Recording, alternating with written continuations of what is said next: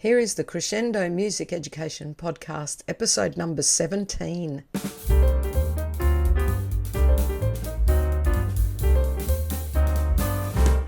This podcast is being recorded on the lands of the Turrbal people. I acknowledge them as the traditional owners of the land and pay my respects to elders past, present and emerging. They were the first music makers on this land. This episode is the first part of a 3-part series. I had to chop this into 3 because our chat went for 2 hours and 20 minutes. Yes, you heard right, 2 hours and 20 minutes. Now, I just have to give you a little bit of background. First of all, I'll tell you, this is a chat with a fellow called Tyler Swick. Now, I did not know Tyler and had not connected with him on social media until approximately an hour and a half before the interview. It's funny the way these things happen sometimes. Fate, serendipity, I don't know. I was working on my monthly Crescendo newsletter. Now, it was the very end of June and I hadn't got the June edition out. And at the end of my newsletter, I like to just share something that I've found on Pinterest or YouTube or something, maybe in the hope of uplifting someone else and their work or helping others, not just pushing the crescendo stuff. And I thought, well, I found this YouTube channel. It was recommended on Facebook, I'm sure. I just can't remember where. And I did a couple of the clips with my kids the last few weeks. So I thought I'm going to find one of them. So I went in, where are they? Yeah, that's them. This channel, that's really cool. I'm going to recommend this video. So then I thought, well, I might actually find out what YouTube channel this is. So I looked and it's Swick's Classroom. Thought, okay, that's good. Let's find out who this person is. Lady, man, whatever. Oh, okay, here he is. Oh, and here he is on Facebook. I'll just see if I can, let him know that I'm going to pop something in my newsletter and link to his YouTube channel. And so I clicked. He happened to be online. It was his Sunday night and my Monday morning. I'm here in winter break as I'm recording this. And after a little bit of chatting, we decided, yeah, let's do a podcast. And an hour later, we were recording. 2 hours and 20 minutes later, we stopped the recording. Just sounds like a fabulous educator. We had so much to talk about, and I hope you enjoy my chat with Tyler Swick. And I would like to welcome Tyler Swick to the Crescendo Music Education Podcast. Yay! Yay, indeed. This is so fun. It really is. I'm going to start by reading out your bio. And I also should say straight out, I've not met Tyler before. We've just literally connected through Facebook, YouTube very recently. Yes, very recently. And I just think he sounds like an amazing person to talk to. And I love his YouTube channel. Oh, so, man. I will read your bio and we'll go from there. Tyler very good. Is an elementary music teacher in Las Vegas. Is that Nevada? And NV would be for Nevada. Nevada. Oh my gosh. Yeah. I'm so Australian. Some people say Nevada, but we say Nevada here in Nevada. Okay. Where he runs an award-winning music program of over 900 students and manages the popular YouTube channel Swick's Classroom, which is how I found him. Swick is a member of the inaugural Yamaha 40 under 40 music educator class. So he's going to tell us about that in a bit because I don't know about that. Yeah. And is the only elementary teacher to receive the Heart of Education Award. And again, you're going to have to tell us about that. Oh, happily. It sounds amazing. Anything with heart and education in it, it's got to be. Absolutely. It's quite the combination. Yeah, love it. Swick has presented on the topic of technology and music education at, here we go, NAMM, NAfME, IMES. Yes. Is it just time? Time. Yeah, I know. It looks cool, but it's time. And NSSBE and state level conferences. Outside of education, he has performed at the Latin Grammys, Panorama, and was featured in an international LG phone commercial. Oh, Yeah. well, we could just talk about all the stuff in that bio for probably 2 hours.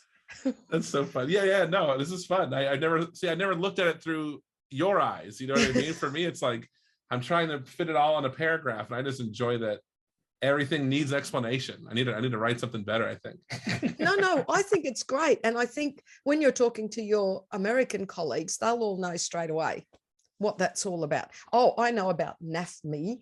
Oh, sorry, I'm getting over a bit of a cough. Oh, you're all right. It's your winter. So this is my like not sick season, you know. This is Yes, this is when you're fit and healthy and raring to go. So I'm going to let you explain a couple of those things, please. Happily. So down the list, Swick's Classroom is my YouTube channel. I think that part's self-explanatory. We'll probably dive into that more in a little bit.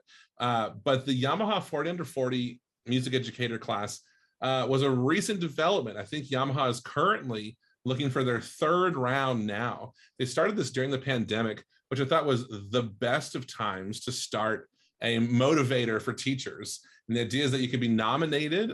You're not supposed to nominate yourself, but you could be nominated by peers, and they would review all the letters and from across the United States, and they would whittle down thousands of nomination letters to only 40 music educators that deserve basically a recognition, a high five, getting your picture on the website, getting your picture in the articles. And then part of the acknowledgement was you got to write your own article about your own experience, maybe something you're really good at. And then it kind of starts your relationship with Yamaha, which I think is also invaluable, where since then I've been able to write more articles. I've been a writer for their educational suite, which is a huge resource filled with all these amazing articles from all these different educators from across the, I don't know if it's the globe or the country, but it's basically a blog for educators. And because I've enjoyed writing my own article, I've written many since then. And they're partly the reason why I presented at NAMM and NAfME and IMES and Time as the Yamaha connection, because when they need an elementary music teacher, I'm luckily on the short list of elementary music teachers that they like to talk to. Oh, fabulous. Well, we're going to have to put all of these links, whatever you mention, we're going to have to stick in the show notes, because like I want to go look it up now. That Absolutely. Sounds, yeah. That's one. And I think that's the fun of it, is that these are things where like I don't think about the scope of the globe, I guess. That sounds like I've been small-minded of like, I'm usually trying to entertain my immediate world.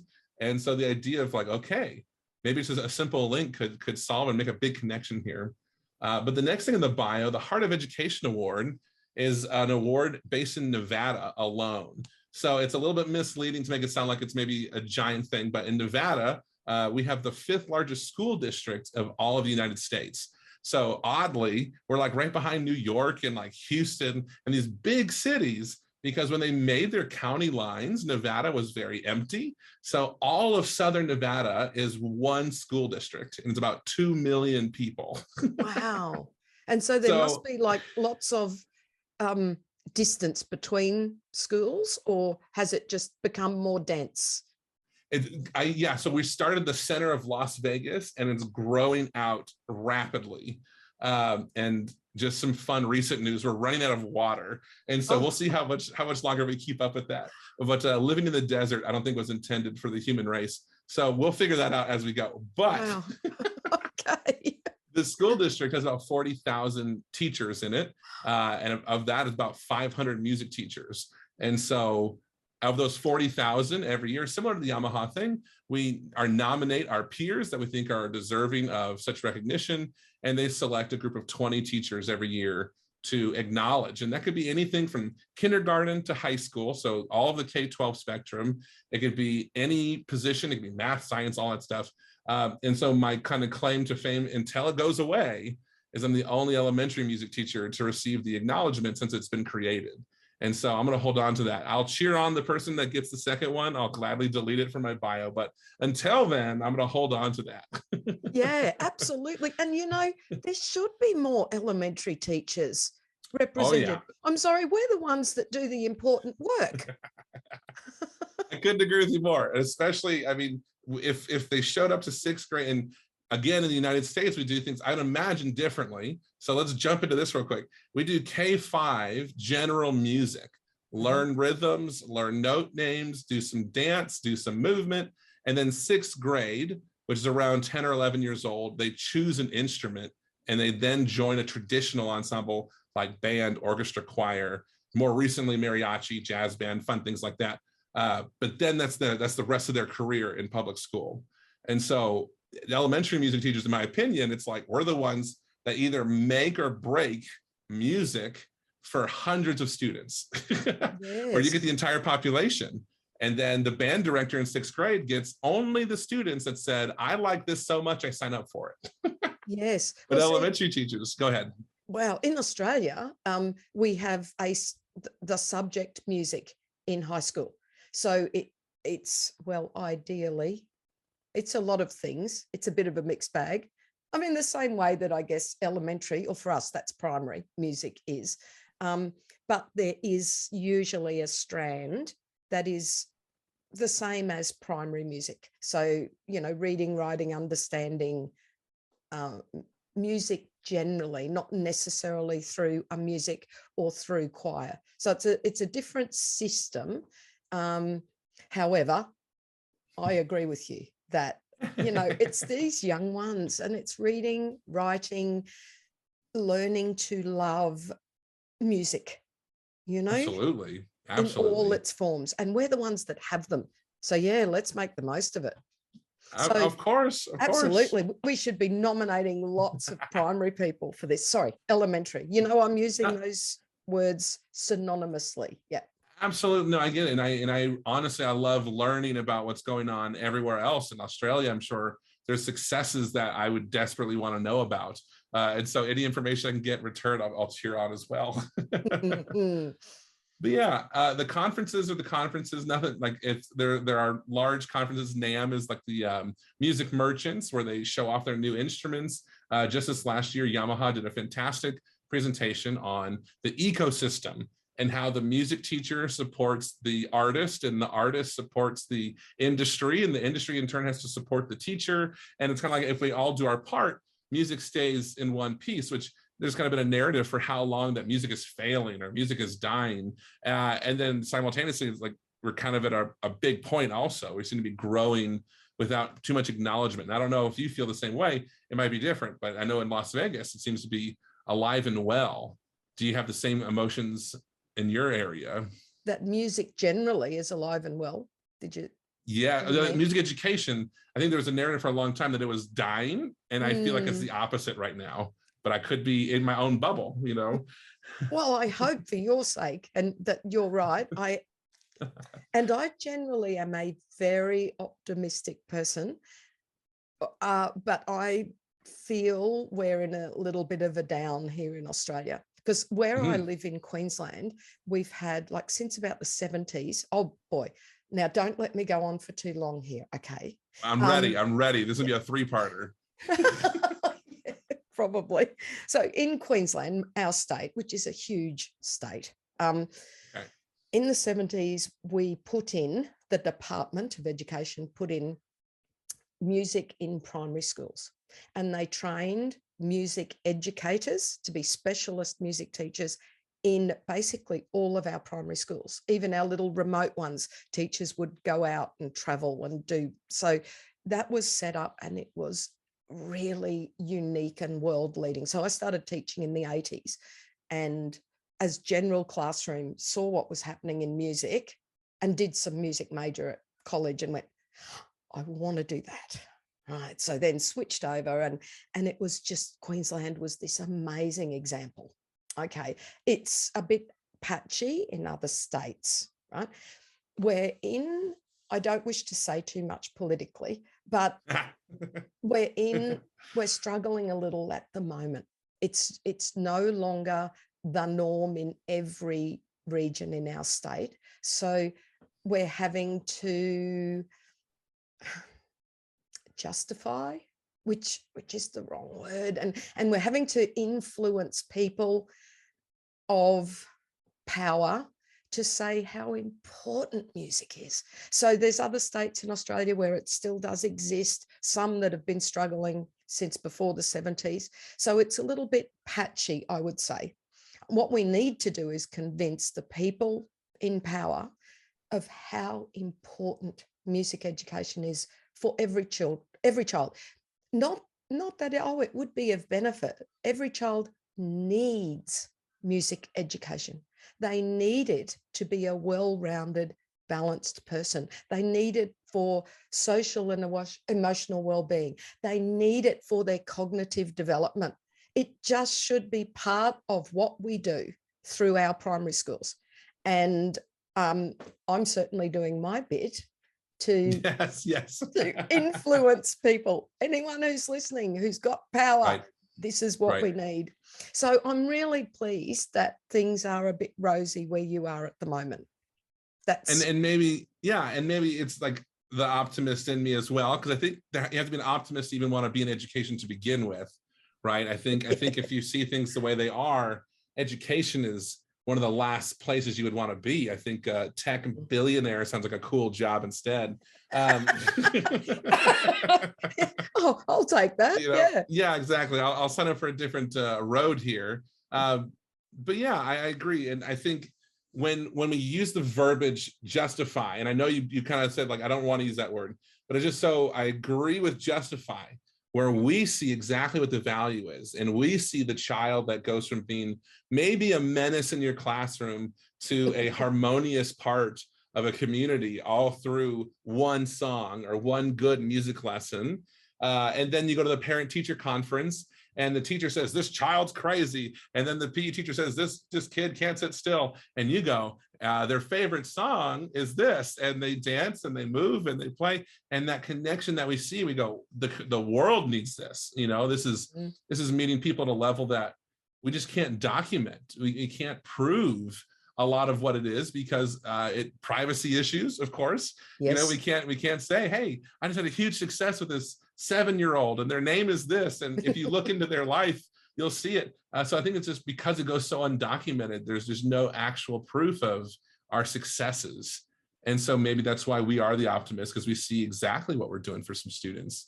You know, I had a situation this year where a student was selectively quiet. I won't go as far as to say mute, but they didn't like to speak. Wasn't their jam. And to jump to the end of the story, I introduced large bass drums that they could march with. There were marching bass drums meant for young people.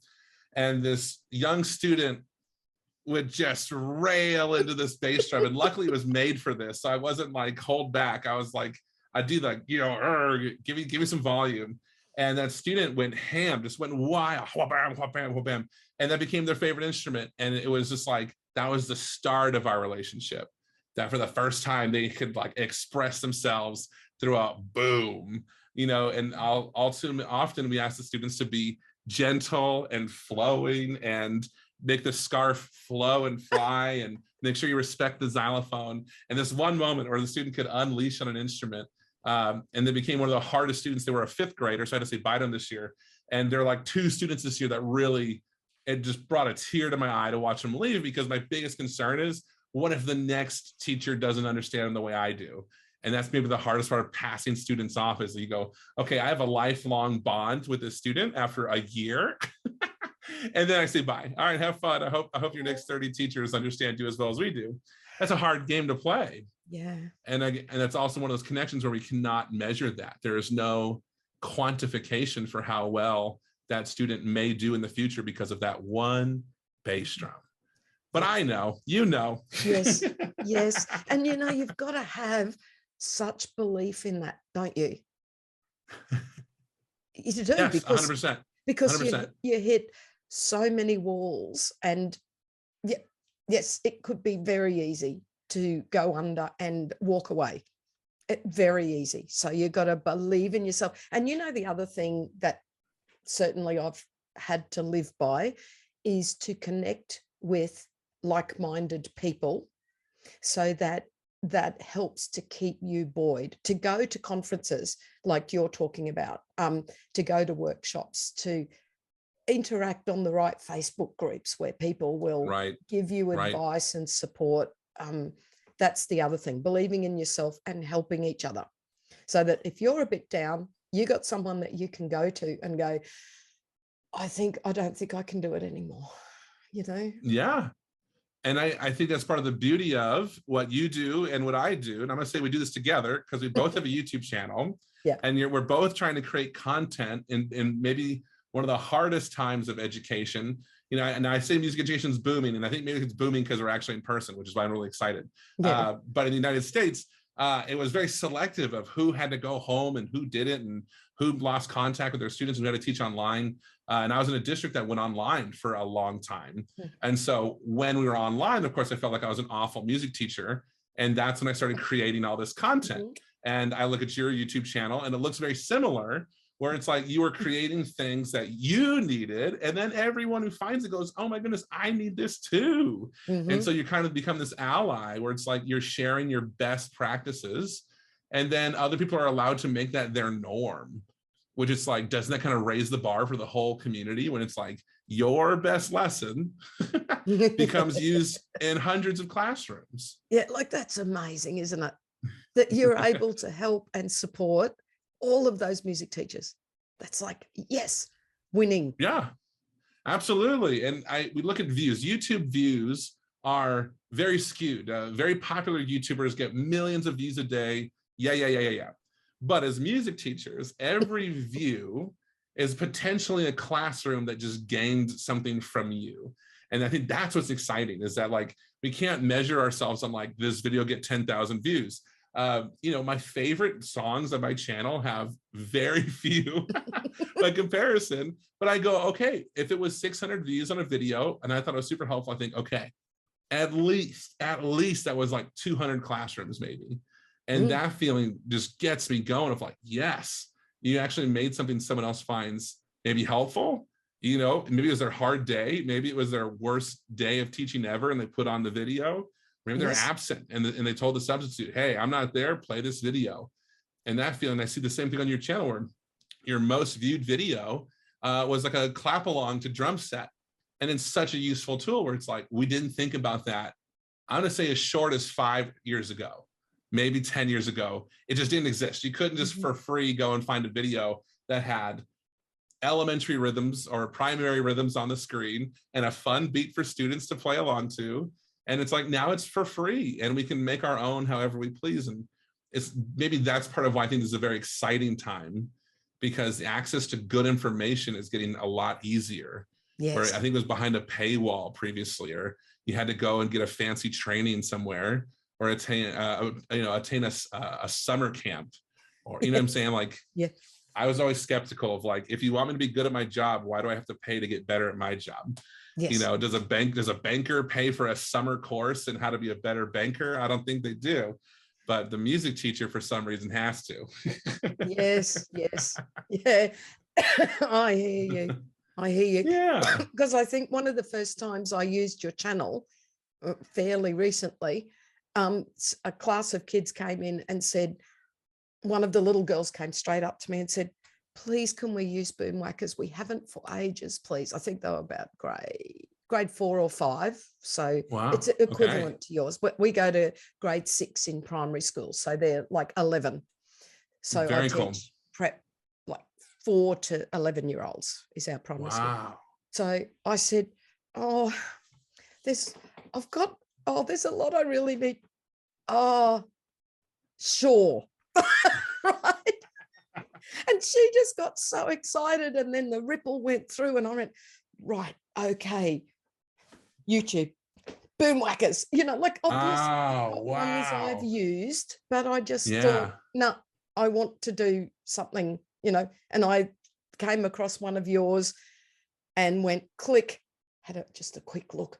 Yeah, good, get those. Yeah, don't get the ones with the white writing. Get the ones with the black on the sticker, because we want the chromatics, right? Oh, that's right. And they've got white writing on the stickers. I've just got them in big tubs. So they went and grabbed them. Can we have these big ones? Yes, but only if you call them bass. Okay, so they grabbed them all. And then we just played. And, you know, it's having those resources at your fingertips, right? Right. It was not part of my lesson plan. It was joyous. I'm pleased I did it. And you've got to make those calls all the time as a music teacher, don't you? When they say, please, Absolutely, sing this. And sometimes you've got to say, look, I'm sorry, we've really got to get this done because reports are due soon and you've got to finish this assessment task, right? You know, it's reality. And I can't really allow, and those upper kids only have for half an hour every week, one half an hour, that's it. Whoa. Yeah, that's sort of the standard here. Yeah. Wow. I'm really lucky. I'm at a school that values music. So for my prep, which is they turn 5. So prep year 1, 2, 3, I have twice a week for half an hour. And my 4, 5s and 6s once. And everywhere else, unless you're in a private school that's doing like an independent school, but state schools, half an hour a week is sort of the best you'll get. So when you've only got 30 minutes, you've got to think about how you spend that time. Of course, it's going to be very dense, I imagine. Very dense, but not so dense that you confuse the kids. And then, of course, that's a great point. Then you've got public holidays, sports days, excursions, sore throat days. So you've really spot on. I actually think of my job a little bit like Chinese water torture. Huh? You go drip, drip, drip over a long time, and then you might eventually make some impact. Absolutely. That's very, I mean, yeah, exactly right. The power of that little drop of water. Yes. In the repetition. Yes, that's what it's about. I'm wrapping my head around it. So the younger students do get an hour. Yeah, and but then not in once one, they get not in one, not in one sitting, which is my request, because it's obviously going to be much more powerful to practice those concepts twice a week, not once in a hit. You know, it's like when you're learning an instrument, you're not going to be as effective if you're doing your practice an hour the day before a lesson.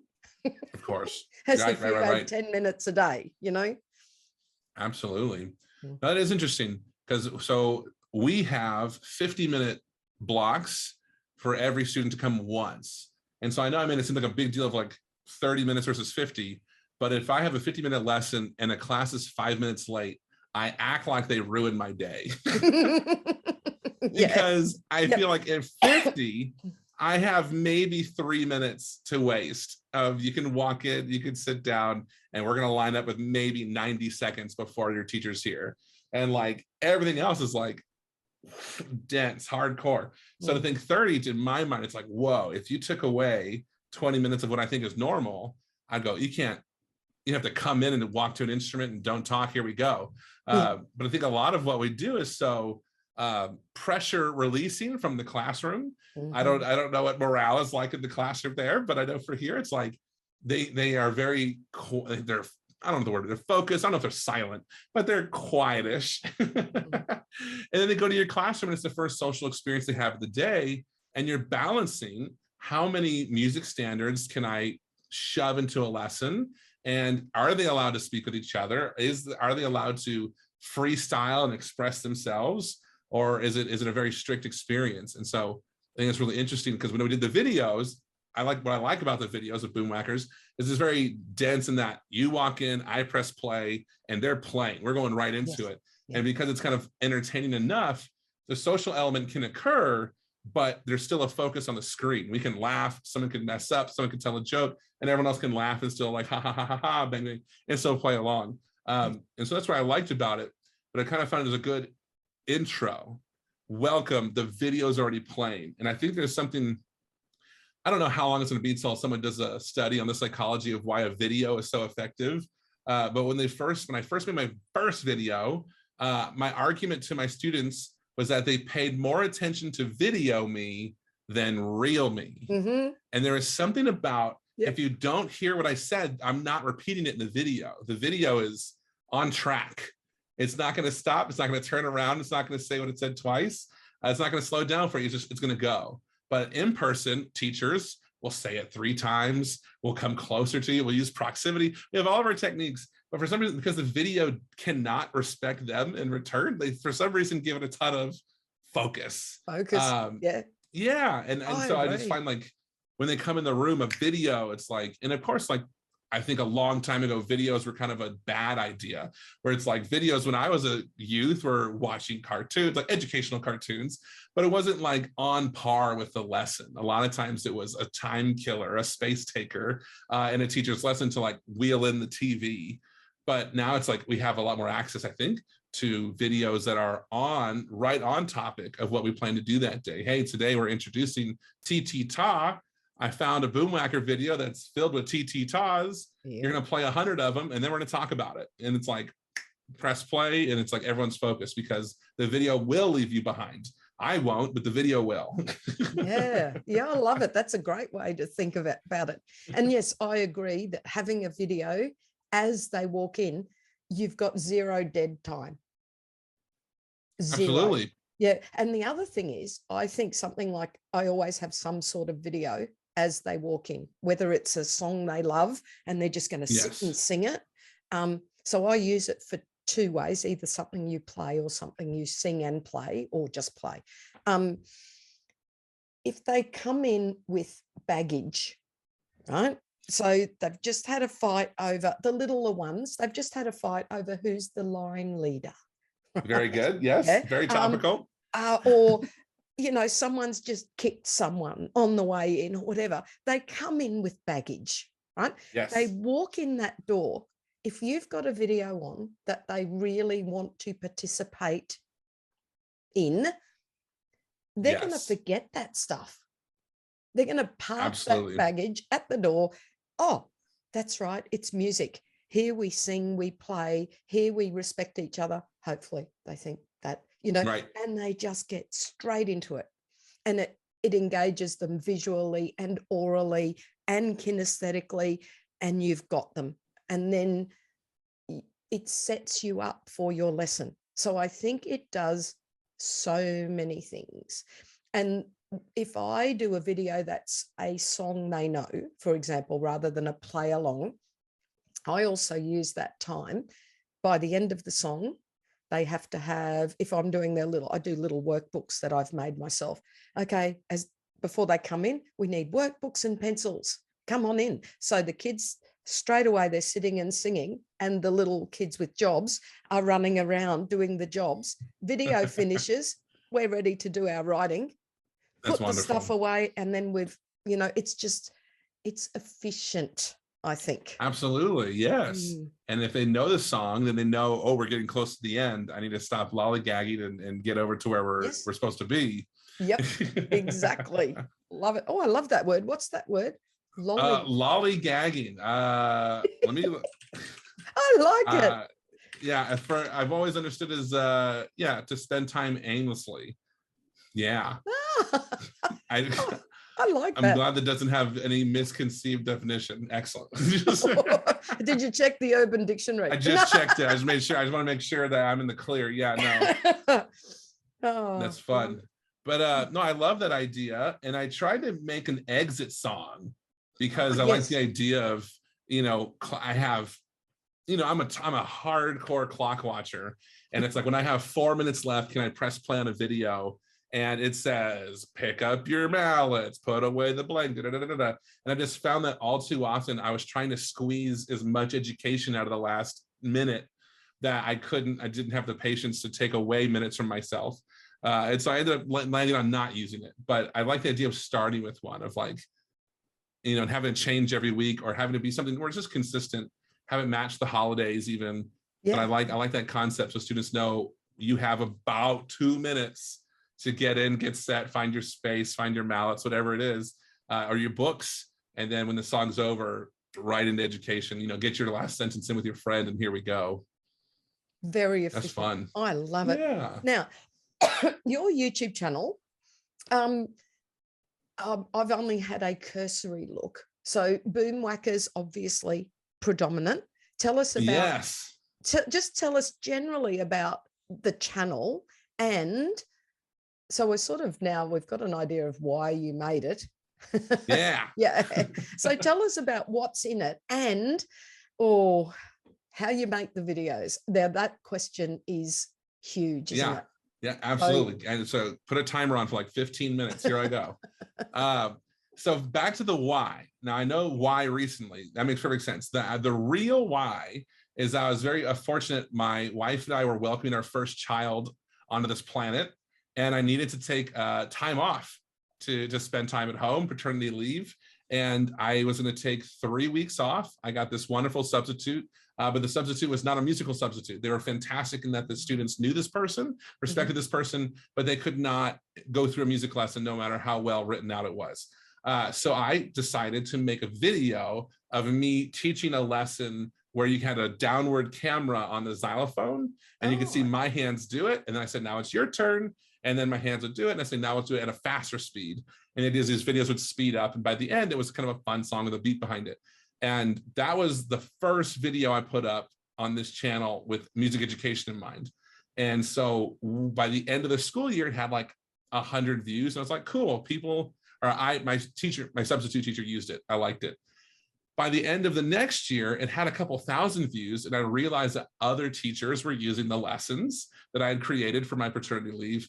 And that's when I knew, like, there's not a market here, but there's a demand for videos that are easy to play. Hilariously, the technology was the issue. If I wanted to give a video to my substitute, I'd either have to share my school password, which is a no-no. You're not supposed to do that. No, you can't do that. You can't do that. You couldn't email videos at the time. Like, in our school did not pay for like a cloud service yet. The cloud services were kind of still around, but not our district didn't have cloud service yet. So YouTube was the only thing that made sense. I could send a YouTube link in an email and say, please show this video. And there's a 20-minute video of me teaching xylophone. And so when it got 1,000 views, I thought, okay, I need to make a lot more of these. And I made about 3 or 4 of them before I lost steam. And one of my downfalls that you'll find is that I lose interest in things. So. Oh, what? There's a nice shiny object over there. Yeah. Correct. 100%. And that's part of my up and down is that I will commit 200%. And the second I'm not amused anymore, I'm done doing it, which is why there hasn't been a new Boomwhacker video in like 3 months. Yeah. But okay, so then it just turned into, I love to write funny songs. I love to make videos where students could listen to them at home. I thought so many elements of school go home with the student. The backpack goes home with you. The math book goes home with you. Math homework goes home with you. And then if you need help, at least in the United States, there's like math hotlines where you can call in or go on the internet and they'll help you do your math homework. I thought, like, is there a music equivalent? And I just went with the idea of, what if everything we did in the music classroom was on YouTube for a student to check out at home? Hey, you love this song that you only got 30 minutes of? You can continue to listen to it and interact with it at home. And in fact, here are the notes on the screen. So if you own a guitar, you own a piano, and then that even went away because digital instruments became a thing during quarantine, where you could go to, if you Google playable piano, there are websites where you can play piano online. So all of a sudden I had students that are going home and learning songs we would do during class, then learn how to play it on a piano, then come back to school the next week and they go, Mr. Swick, I just learned how to play that song from last week. And I'm going, whoa, they did like music homework. Yeah, because they wanted to. Because they wanted to, 100%. And I thought that's something that I never thought about. And I'm sure many people thought about. The idea of musical homework had never crossed my mind. The idea of you could go home, you might own an instrument, you might not, but then the internet kind of did away with that problem. There's so many ways to create music online for free these days, post-COVID or post-quarantine, I should say. And so now it's like the idea of you can do a lot of music at home is common, I'll say. So I had this idea, and I want to say it was very John Lennon-esque, or Paul McCartney-esque. I woke up the same way he woke up and he had the tune of Yesterday in his head. I woke up and I said, what if dots fell from the top of the screen the same way they do in Guitar Hero, and they're color-coded for Boomwhackers? And I was like, this is, I just thought, I've seen this before. I know it exists elsewhere. There's piano tutorials where the dots fall down. Yep. It looks like the video game Guitar Hero, which is popular 15 years ago. Like, this is nothing new, but it's just, what if it was assigned to elementary music? What if it was with the beginning student in mind? Because there are thousands of piano tutorials where it's like so many dots falling down, and it's more of entertainment than educational because it's like, I can't even follow it and I play piano. But anyway. So 1 year ago, I posted a video where the dots fell down and it was just a warm up. You hit twice, you hit twice, you hit twice. And it was one of my lowest performing videos I had posted that year. Oh no. So I said, experiment over, experiment over. This is pointless. I'm done. And I moved on. I created a podcast 2 or 3 weeks later. And I did like 7 episodes of a podcast. And I'm looking at my own YouTube channel, looking at my interests and how they fluctuated. And I started a podcast, did a podcast, wrote a couple songs. And then 5 months ago, I had this idea when we went back, we couldn't really share instruments. We had our own little guidelines about they can touch this, they can't touch that, they need a mask, they need gloves, they need a spray, however. And so I had this idea of students already can hold boom whackers, they have a boom whacker. What if they could spell numbers or letters or words with their boom whackers on the floor? And the idea is that they're not trading. The student's still responsible for maybe their 2 boom whackers. They're the only ones who are allowed to touch them. But can you, with your neighbor, can you spell a W? And so I made a couple of videos where just for spelling. And this is sound hilarious. It sounds very vindictive, which I think is the word to use. I posted a video of that on one of the Facebook groups of like 40,000 music teachers in this group. And I said, here's a video to use when your students are tired of playing boom whackers, something like that. Yeah. Because in my world, they're playing boom whackers all the time and they get bored of it. So I was like, well, what if we do like a spelling game and they do letters and numbers and things?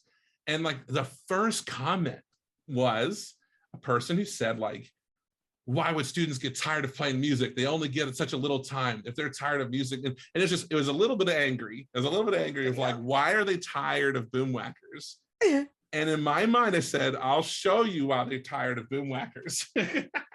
And that started this angry. And the next day I posted 4 boom whacker videos of the dots falling down and playing along. And I luckily, through the just absolute luck, We Don't Talk About Bruno had come out recently. Yeah. And I put that video up and it took off. It had all the hashtags, it had all the metadata, whatever. It went out and people used it immediately. And so the success of that one video being watched, I put out a Encanto video a day where I was like, okay, We Don't Talk About Bruno, Surface Pressure, The Family Madrigal, Columbia, and each of them doing successful in their own ways. And that launched me saying, okay, this is the future. That video I put out a year ago was now getting a couple of thousand views a day. And I went, aha, it was just a little too early. And so it's, yeah, ahead of its time. So it sent me into a rush where I then made about 5 videos a week. And so I was going to school. I would then leave school, or after school, I would do choir and instrument club. I would go do 2 or 3 private lessons a day. I would then get home, have dinner with my wife and child, and then I would go to the computer room for the rest of the night. Oh, goodness. And I made as many videos as I could. And when it was said and done, I made about 57 videos over the next couple months. And I was taking requests and people would comment, ooh, I love this song. And the video would be up 2 or 3 days later, in some cases the next day. And it was really fun and exciting. And I was just a pace that I could not keep up. But the fun part was if I posted a video, I would schedule it, and time zones are a funny thing. I would schedule it to release at like 3 a.m. my time, because the East Coast of the United States would be just waking up ready for school. And they would wake up and would say, hey, a new boom whacker video. And then they would put that in their lesson that day. Oh, really? So then by lunchtime in my time zone, the video would have 2,000 views and I'd go, wow, another success. And that motivated me. Okay, go home and make another one. And so I made as many as I could. And sometime around 2 months ago, I was like, I'm done. I'm done making these.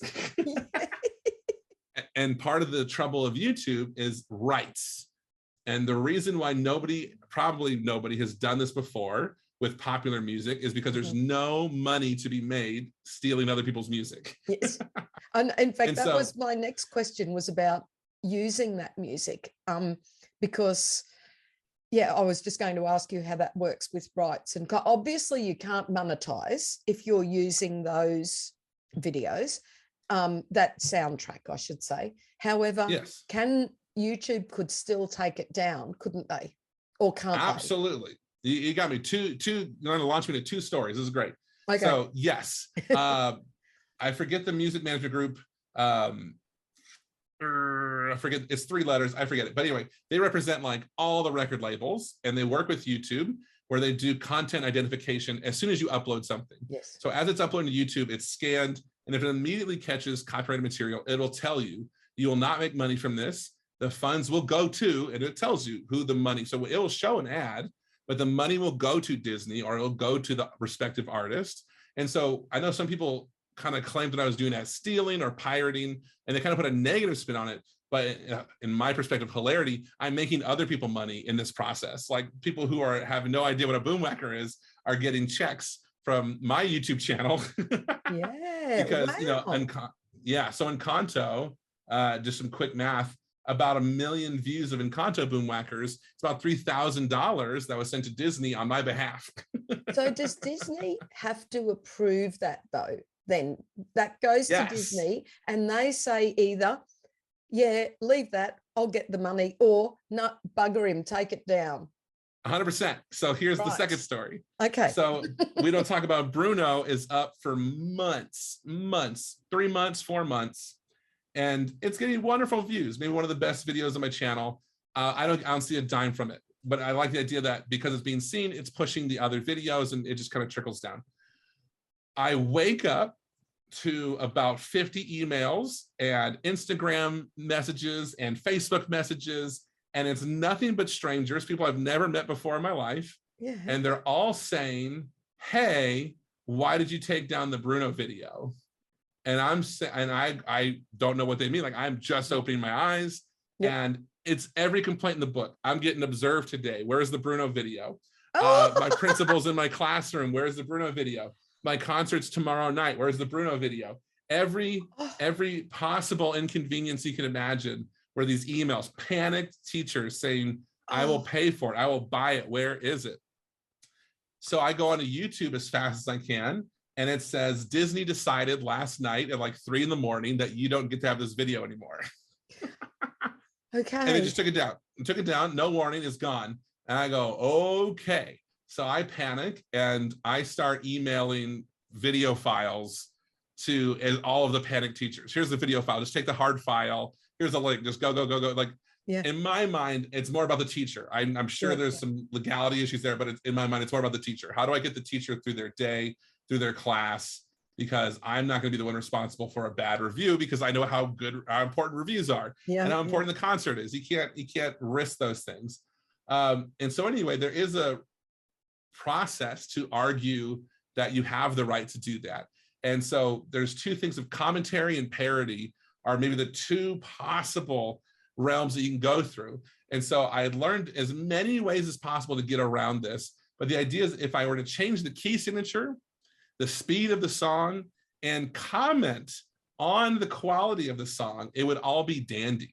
So if I started every video with, I like this song, do you like this song? And then if I interrupt the middle of it, and I have to interrupt the middle of it and go, are you having fun? I'm having fun. And then I could start the song again. And it'd be very annoying. Nobody wants that to happen. So I just chose to never do that. But if I commentated on the video, it would be considered commentary, and it would be fine. I would receive money for such things. But nobody wants that. Nobody in the classroom wants to have my face pop up in the middle and go, are you having fun right now? I am. And then like go back to playing. I love it. Right? Yep. So I looked up legal ways to purchase the rights to these songs. And one website boasted, you can get real music from us for a low price. They actually look at how many subscribers you have and charge you appropriately. And lucky for me, I was in my low numbers at the time, and I bought the rights to a song. I put it on the video. I posted the video, and I got an email saying, like, your video does not pass our fine print. Essentially, the fine print was, it cannot be the focus of the video. It has to be background music. And so then they took it back again. I hope you got your money back. Correct. I got my money back, but it was essentially, I was running out of reasons to make videos that help everyone, which is all good, and that makes you feel good. But basically, there's no return of, like, there's no check in the mail for, hey, you worked 4 hours today on YouTube. Here's your check for a good job. It was a lot of views and no money. And so I started pushing videos that I would own the rights to, like warm-ups and like the dubstep. I found like backing tracks that had no royalties on them. So I can make like warm-ups to have a fun beat in the background, or there's some ones where you read the rhythm and just play along. And those are the ones that I was like, okay, when you view that, yes, I get my like 30% of a penny. Yep. And that's cool and all. And so it just got tough to justify continuing to make pop song videos, especially when there was kind of no back end on there to help me out, to make it worth the time, right? I could be doing other things. And so it's hard to, I feel selfish saying that, because this all started in such a humble place of the idea that this is helping someone excites me. And then when I saw my own life of like, my wife's wondering where I am, always in the computer again, it's like, okay, if I had a dollar sign to show for it and say, hey, I bought this wonderful blank because of YouTube, that'd be cool. But that wasn't the case. Yeah. And, you know, the other side of it is too, as someone who dabbles a little bit, I'd also be a little bit scared to use a copyright song because I think, oh, they're out to get me. And I'm just I like to do the right thing. I don't want to, risk, I don't know, are they going to charge me? Am I going to have to go to court? Am I going to have to pay some huge fine? And I just create my own. Either I get a legal backing sort of rhythm, or I just make one on GarageBand or Soundtrap or something, Absolutely. And the kids like that, but boy, there's something really engaging about a song they know. Absolutely. I would love to do that, but I'm not. Right. So you're very brave. So your third part of your question was how, and how takes some describing. I luckily, for those who are super interested, I put a video on my YouTube channel that's called Boomwhacker Video Tutorial, and the thumbnail is just a giant how. And I'll explain a little backstory. Currently, I'm in the running for Grammy Music Educator of the Year in the United States, which is super exciting. I think it's the next exciting thing on my plate. And part of their requirements for the next round is that you have to teach teachers something. Right. And I thought, what better topic than this ability to teach other teachers how to make these Boomwhacker videos. And my hope being that it's very topical. There's many topics that we would want to talk to other teachers about, or maybe teachers already have their ways, they're set in their ways, or here's a nice way to enter your room, here's a nice way to exit your room, here's a nice way to get out your ukuleles. We all kind of found our own way. And I thought, here's something that maybe has not been said before. Here's exactly how you make these Boomwhacker videos where the colors fall down and you make the sounds all at the same time.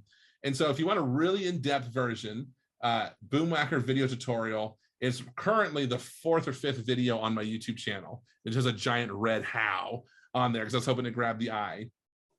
But essentially, there's a software that's called Synthesia.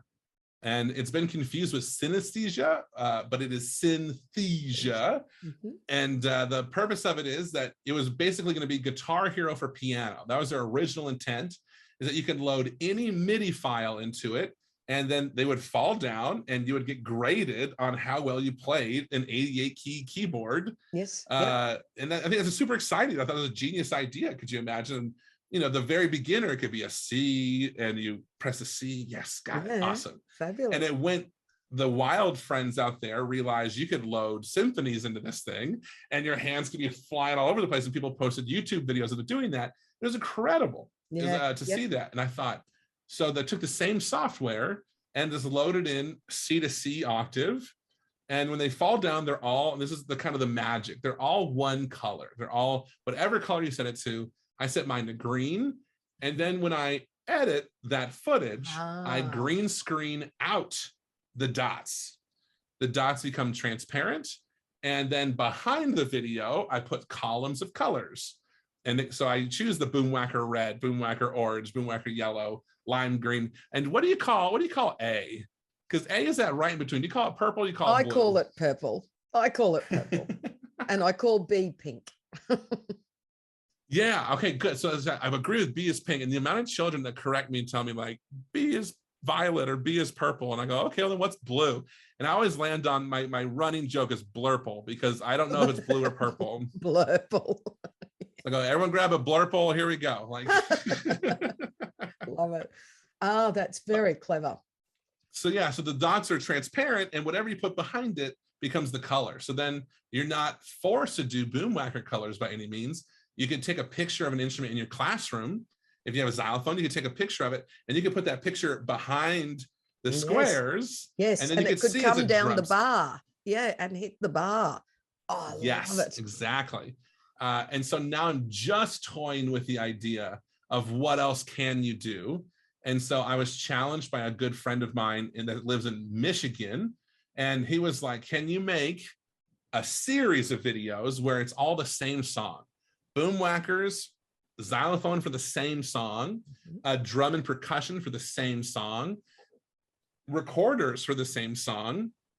And then we learn each video. And then he's like, then we'll find a way to play all 4 videos at the same time, so the whole class can play their instrument. And again, like, all we're doing is replacing notation, right? We could all teach the treble clef until we're blue in the face, and then still it wouldn't maybe be this good by the time they're in 5th grade.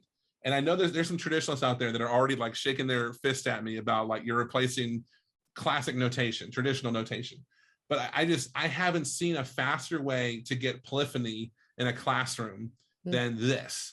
And when I do, I will, yes. Yeah, no, but then those traditionalists, this, which probably I fall more into that as well. I do both. But what you're suggesting is such a great enhancement to that.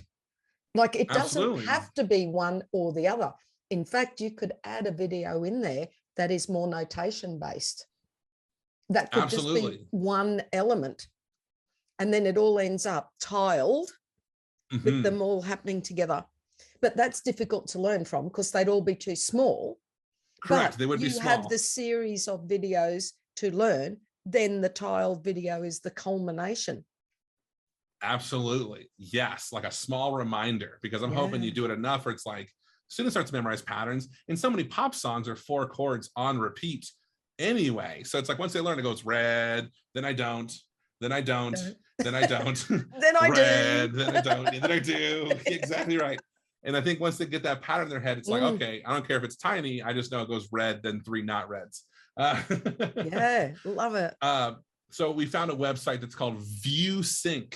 View as in like I see, and sync, SYNC, ViewSync.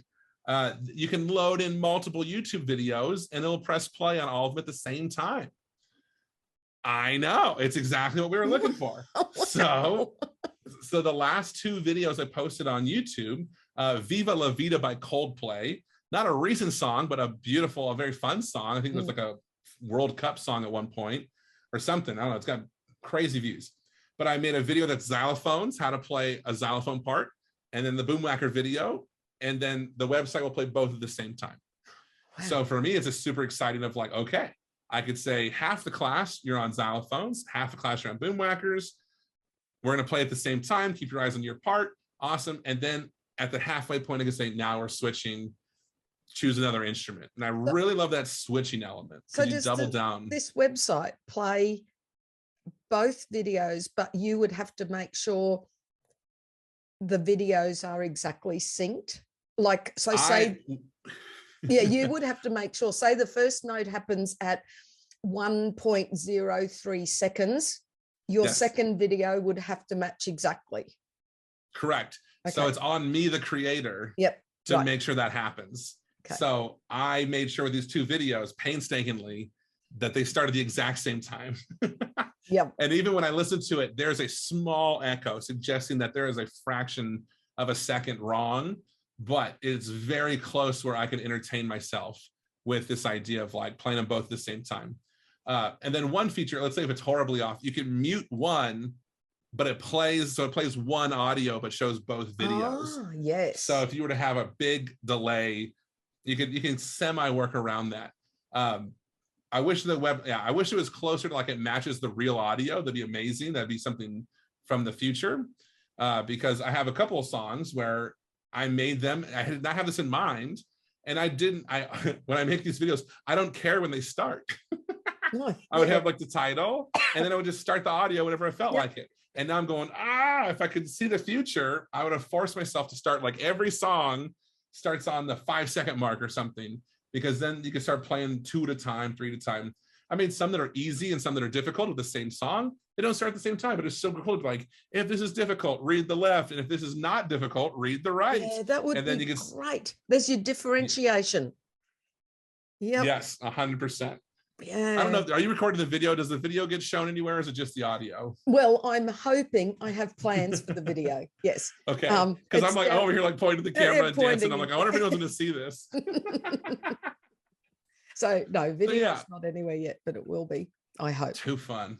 Yeah, of course. It's so that's where the boomwhackers came from. And then there was a little bit of burnout where I was like, I need this to be magical again. I attempted something fun where I got a suggestion, because the dots fall down, and someone suggested, what if you rotated the video so the dots went right to left, and instead of being color coded, they were on a treble clef. Yes. And it became this new fun game of what if the dot traveled across the clef, and when it struck the clef, it made a sound. And I tried, and I could not land on something I enjoyed watching. Mm-hmm. To me, it was always just kind of clunky, I'll say. And then another YouTube channel ran with this idea, and they actually did it just fine on their own. And part of this is it's fairly open source, right? There's nothing copyrightable about this whole process. I'm using free softwares with borrowed music. And so anyway, other people are doing the same thing now, and I'm seeing them do it. And I go, oh yeah, they do make it look nice. And so they're kind of a shout out to the other people who are taking this and saying, yes, and right. Yeah, I see what you did. And you could, and it's just so fun, because then it keeps me on my toes. There's kind of an excitement of like, oh, you made that look nice. I'm going to go ahead and take mine somewhere else now and try and make mine a little bit nicer as well. Mm-hmm. A fantastic example of getting better through the community. I put out, we don't talk about Bruno, and I only color coded. I did not think of anything else. I said, red goes to red. And one of the top comments after a month or two was, it'd be nice if you labeled these, I'm colorblind. And I went, how did it never crossed my mind. And I just felt this guilt of like, how dare I, how did I not know?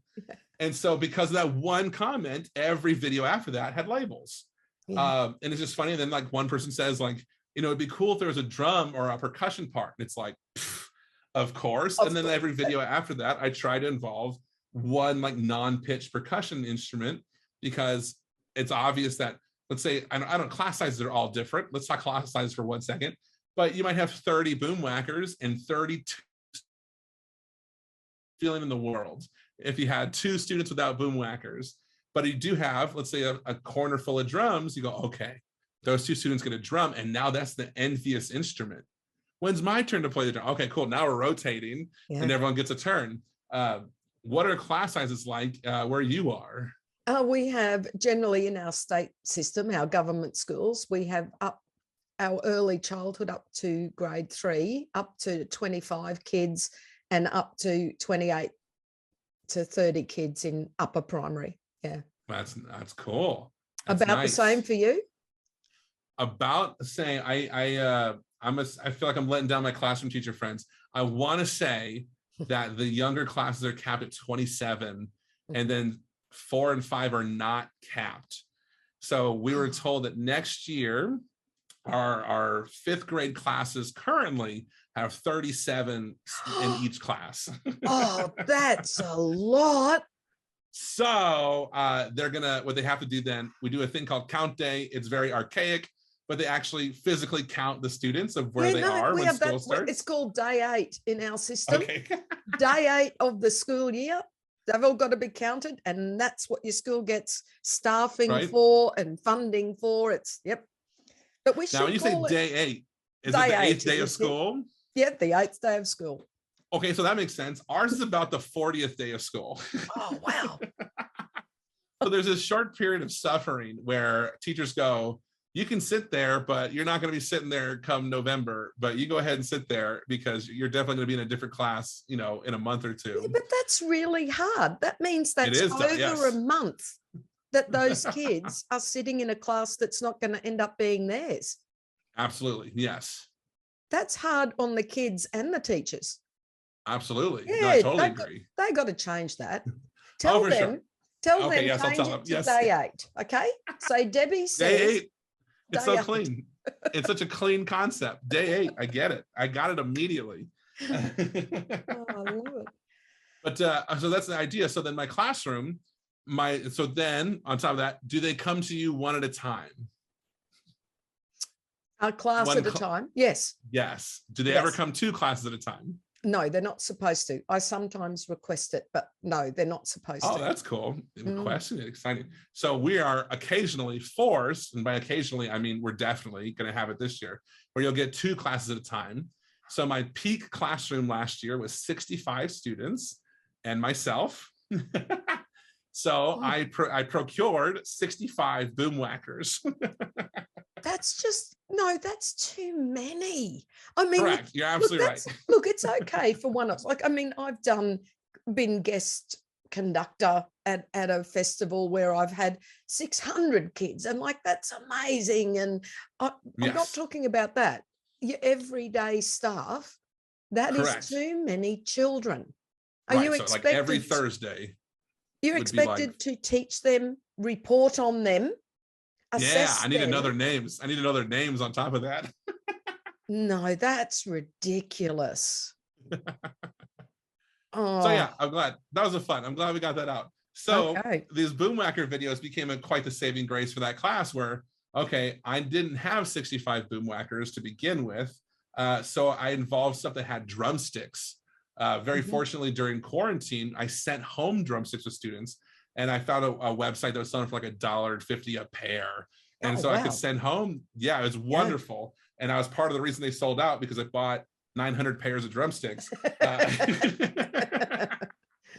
But I sent the drumsticks home. And then at the end of the year, end of quarantine, I said, if you don't want them anymore, don't throw them away, bring them back to school. So luckily at school now, we have an insane amount of drumsticks.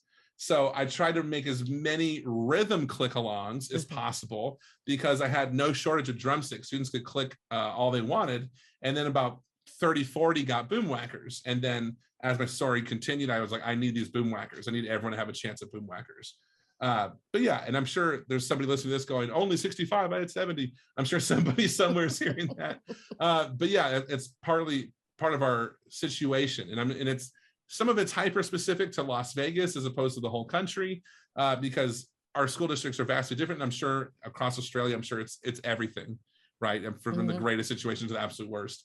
But yeah, to our specific situation, our school is in a growing neighborhood where they're building homes as fast as they can because land, there was a demand for Californians moving to Las Vegas because of lower taxes and lower land costs. And so we were a booming neighborhood. And so we got about 5 new students a week, which is pretty crazy. And so now we're growing rapidly, which is pretty exciting because the funding will follow eventually. But yeah, until then, we're just kind of in a growing situation where each time we get a little bit bigger. So we'll figure that out as we go. But the cool part is there will be some proportionate positiveness that goes to the music program.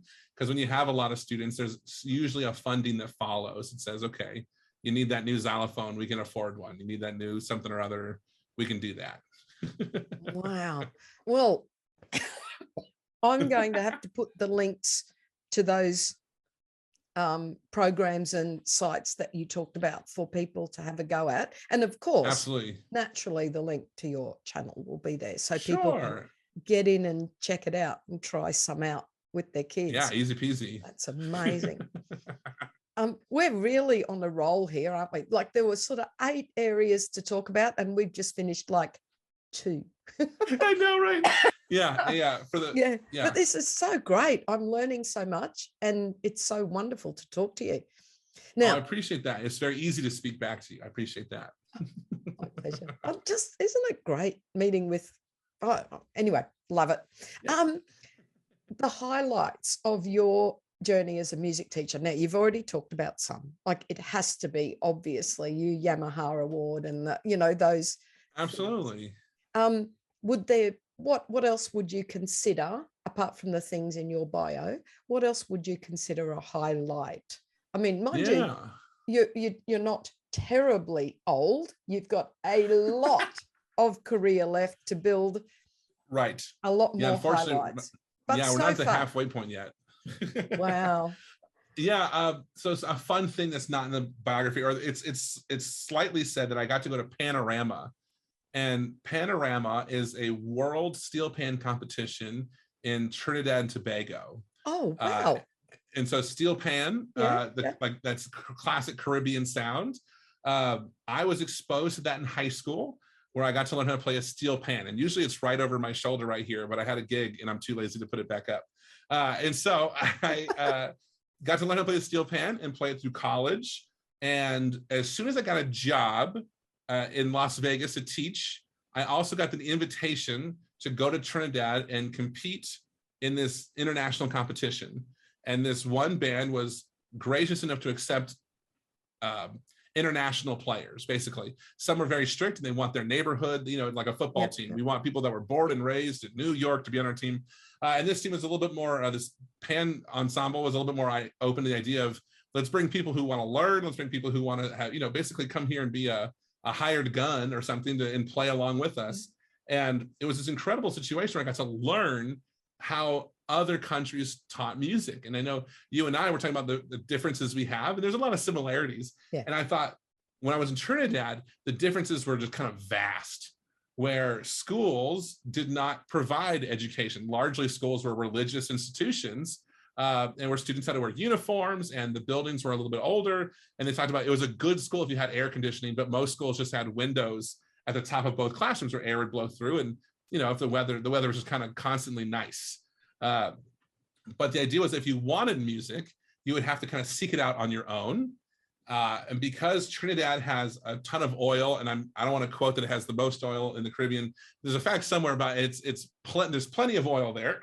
Right, yeah. And all of these oil companies went in, and unfortunately they're taking all of the oil, of course, as they do. And then part of their payback to the country is that they fund some public entities. Not enough, of course, and probably not the amount that they absolutely should be, but they fund some of them. And part of it was paying for these steel pan ensembles. So they'd kind of be like a community, like a rec center. The idea is that there'd be one within walking distance of your neighborhood everywhere you went. And then there'd kind of be this turf game of if you're in this neighborhood, you should be part of this band. Okay. And that was kind of the fun, like it's like sports in the United States, like the Super Bowl. You like a certain football team, or if you like, I don't know, rugby is rugby the guy? well, it depends what state you are in Australia. In Queensland here, we're rugby league. If you're Victorian, it's AFL. If you're of other, sometimes it's rugby union.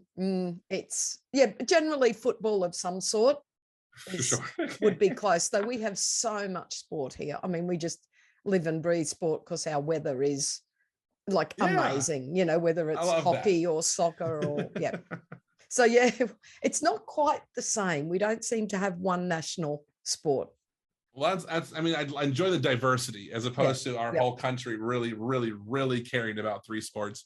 Anyway, but the punchline or the end of this story is essentially that students would have to outwardly seek out music education after school. They can kind of elect to what they wanted to play, but you were going to commit to it. If you wanted to learn how to play the melody or the chords or the bass line or percussion, you kind of committed. It was more of like a like work study, where there was an adult that also did it. And that adult would usually be a section leader to say, okay, this is how you do it. And that would be your instrument for the rest of time, the rest of your life. And then you would play, double seconds or lead. And that became just kind of your outward expression, your musical expression. And those rehearsals would go late into the evening. And it kind of was like, I don't know if you have the same mentality where it's like only schools want to keep students in school longer because only bad things happen after school, right? If they have time on their hands is when they go out and do drugs or whatever. But the idea was that these musical ensembles, you went from school, had a meal, went to the pan yard, and then you did pan yard until bedtime. And then you went home and did it again the next day. And the idea being that the students would not have time to get in trouble because their community was in the instrument, they're around the instruments. Yes. And there's social element, of course. But anyway, that was a huge impact. I took that home with me and managed to get steel pan in my classroom. Oh, and ever wow. since that time, yes. So ever since that time, steel pan has been a part of my elementary classroom. And I just recently was able to get a full steel band, which I'm very excited about. But essentially, it allowed me to take that education of seeing students learn by rote. They didn't mind having sheet music at all. The idea is a section leader, but maybe look at the score, figure out the next 4 measures, and then would teach the whole thing by rote. And when it was said and done, the students would all know about a 12-minute song that was close to 200 beats per minute. And so just a lot of notes for the whole time. And they would perform them. They would go and do a competition where 32 bands would compete and only 16 would survive. And then the 16 would get turned into 10 and 10 would get turned into 5. And there's kind of like a tournament style musical experience. And the idea that the whole country gets behind it. And then there was a cash prize. The winning band would get, and I believe it was $1 million TT, $1 million Trinidadian dollars. And then they'd be split amongst the band. So if you had 100 members, nice. But if you had, 150, it's like you get a little bit less. If you could pull it off with 80 members, cool. Like, all right, it's everyone gets a little bit more money.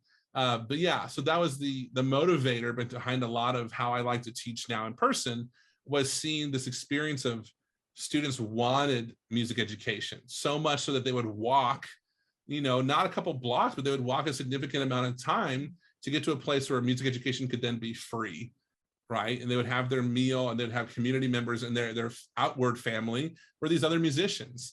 And I really try to take that to my classroom where when we have our instrument clubs, I'd like to just make it where like, I was in marching band, which is maybe the closest thing we have where it's like the marching band becomes your social family because you were with them 10 hours a week. You might as well be friends. And so I like the idea of team building just as much as making music, because I like the idea of the 2nd grader that loves xylophone is standing next to the 5th grader that loves xylophone.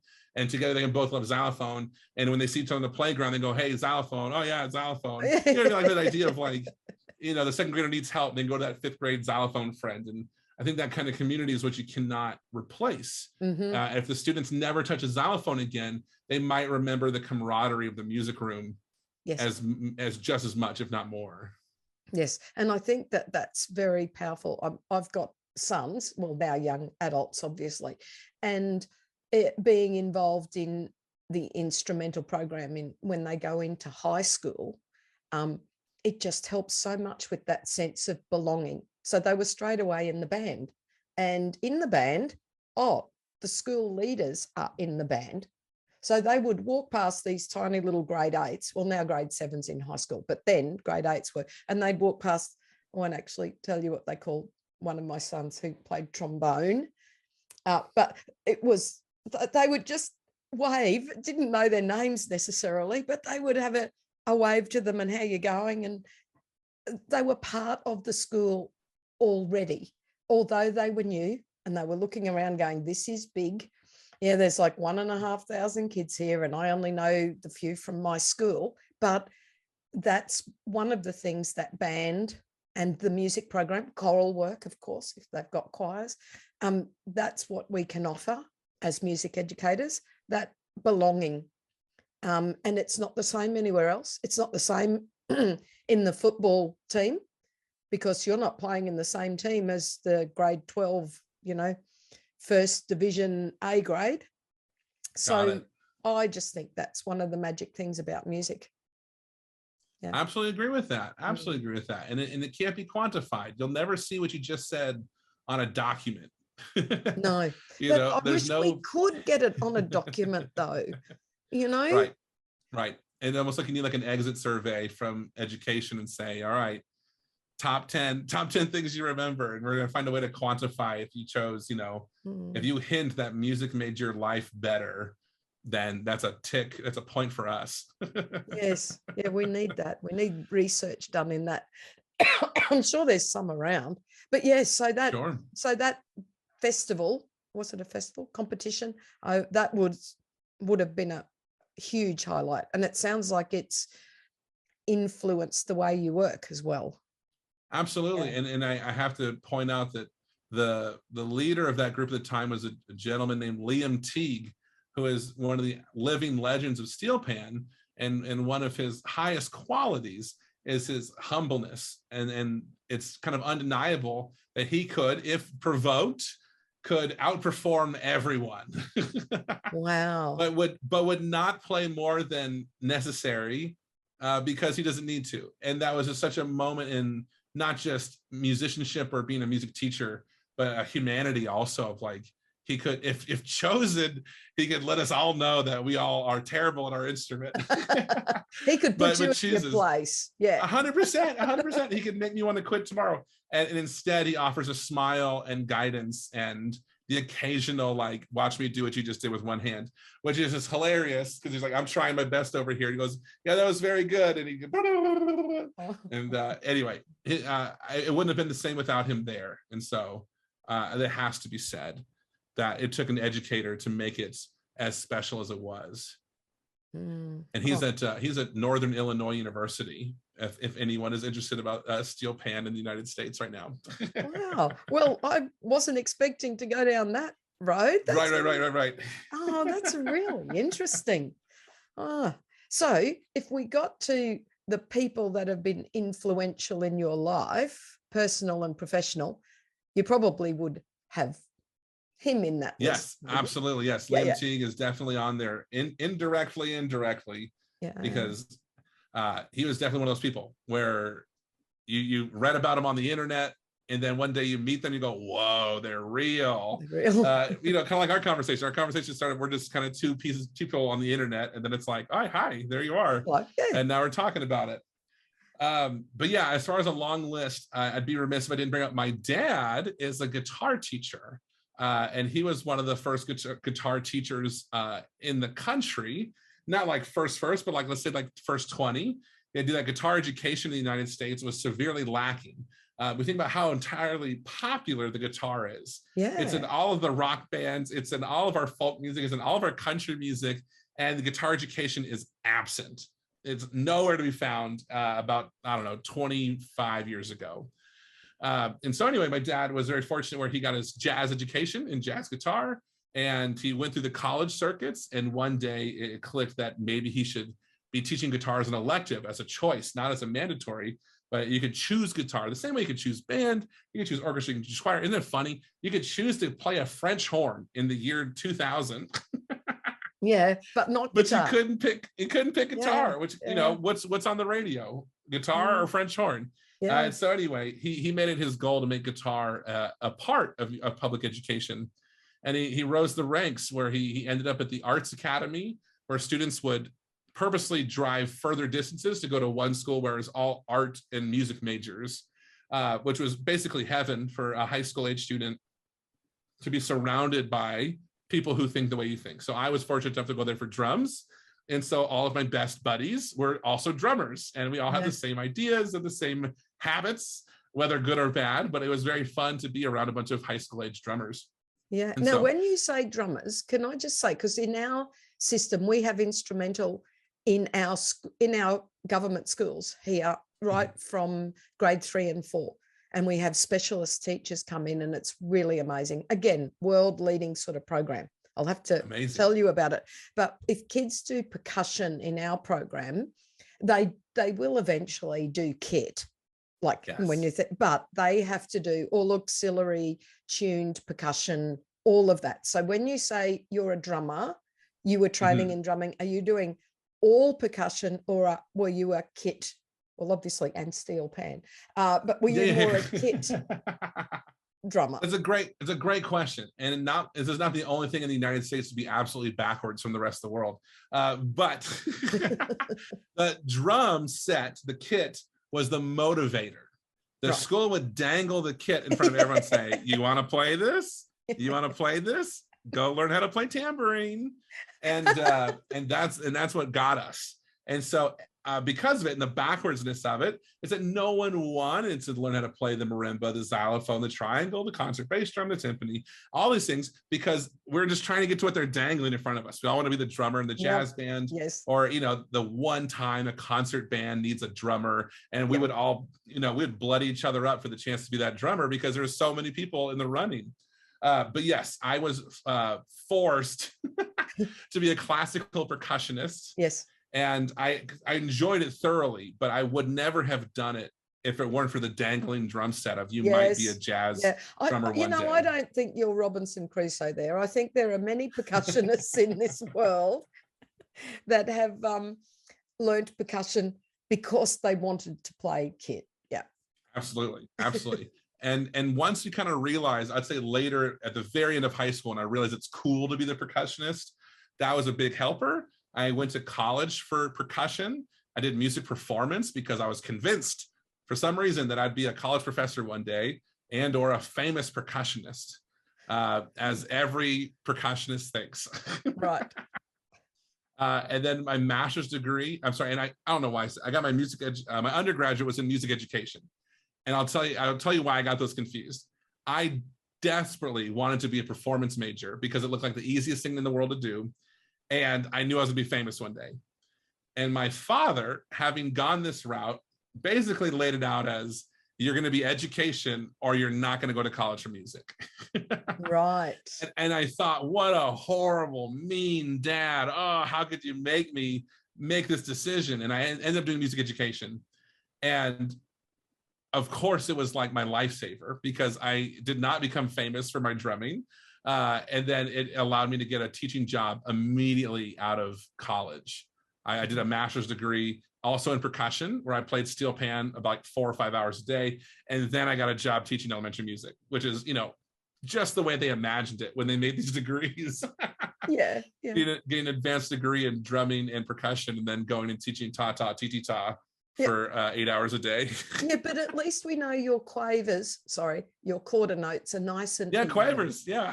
They're nice and even when you play them. Yeah.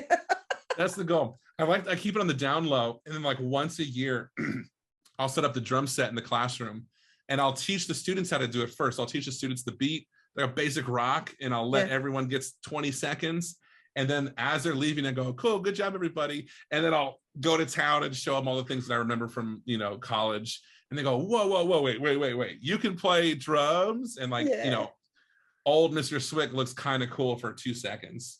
Oh, yeah, no. They'll think you're cool forever now. Yeah.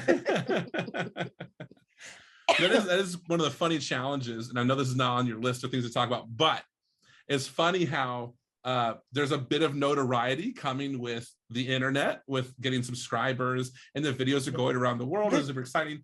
And at Teacher, we're excited to meet each other. And then if you saw how unsurprised my students are when it's me, all the kids is like, there's the teacher. And it's just kind of funny how we might be celebrity outside of our worlds. And then you go back to your classroom and your students are the most humbling people on the planet. They're the first to tell you, your hair looks funny today, or, you know, oh, didn't you wear that shirt 2 days ago? And it's like they can tear you down in a heartbeat. And it's just one of the maybe the most humbling factors of the whole job is that the students are mildly impressed with the YouTube channel that has all the things they like on it. Yes, no, absolutely. Nothing is more grounding than teaching. It keeps you real, doesn't it?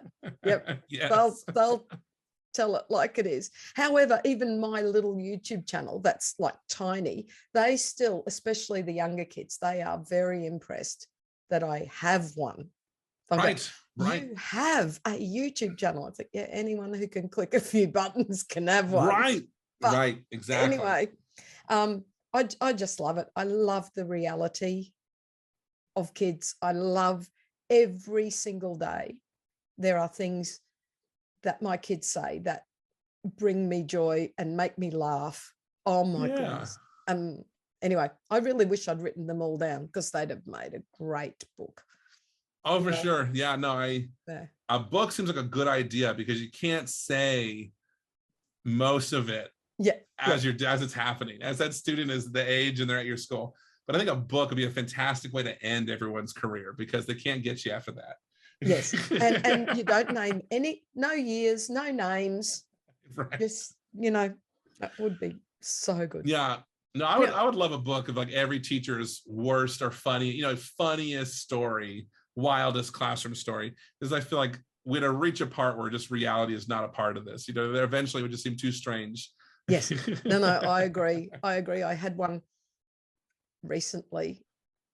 No, I know you're tempted. You're Yeah, tempted. no, I'm No, you tempted. got to save it No, for the no, book. no. Save it for the book. No, I can't. I'll have to save it for the book because it's too recent. Okay. But it was good. Oh, it was. Yeah, no, good. I believe it. It was a first for me, and I've been teaching for 40 years, and it was a first for me. So, yep.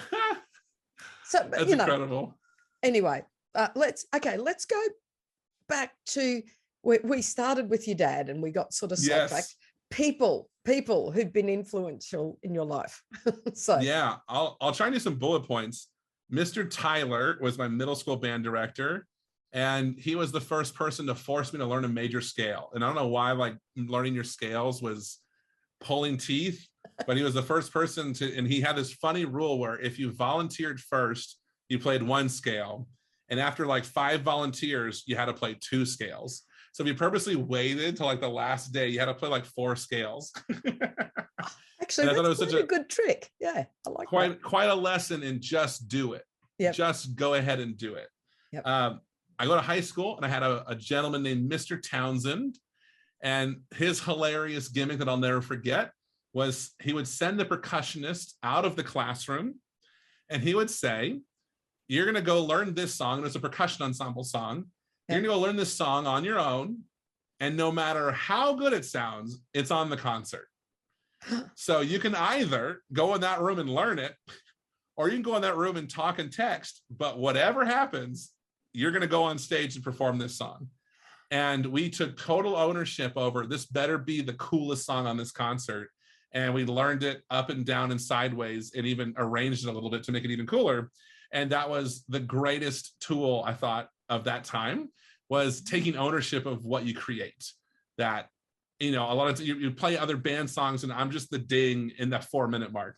But that percussion ensemble piece during the band concert was like, you went from one of the least important musicians to you're at the front of the stage, and you get to look just as important as the flute or the clarinet.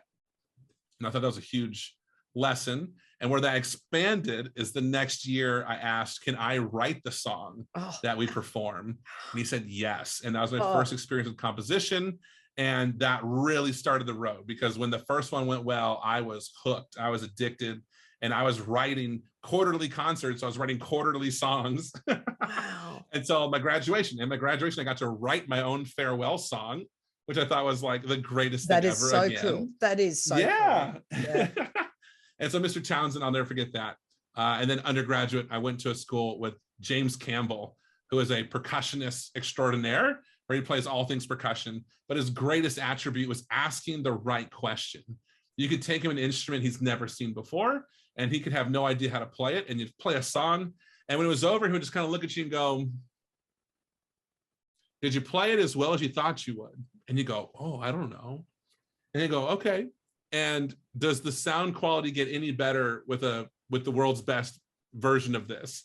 And I go, "Oh yeah, probably, like the world's best player would do this and that." Yeah. And it was, "Okay, so maybe you should do that." And I go, "Yeah, maybe I should do that." Yeah. And it just kind of, he just had the questions of generalness, and it wasn't about technicality, but it was, again, that personal drive of, if it was the world's greatest. And I played steel pan for him. He wasn't a big fan of the steel pan, but I'd play steel pan for him. And he didn't have a way to track and say, "Hey, your left hand was bad there. You missed the note." It would more importantly say, if it were a world famous pan player, what would they do differently? And it would force me to come to terms with, I know what was wrong, though I chose not to fix it. Yeah, very clever. Very clever. And my last music teacher, Dr. Dan Moore at the University of Iowa, his greatest skill set was admitting that a lot of what we're doing in music is creating lifelong music lovers or appreciators.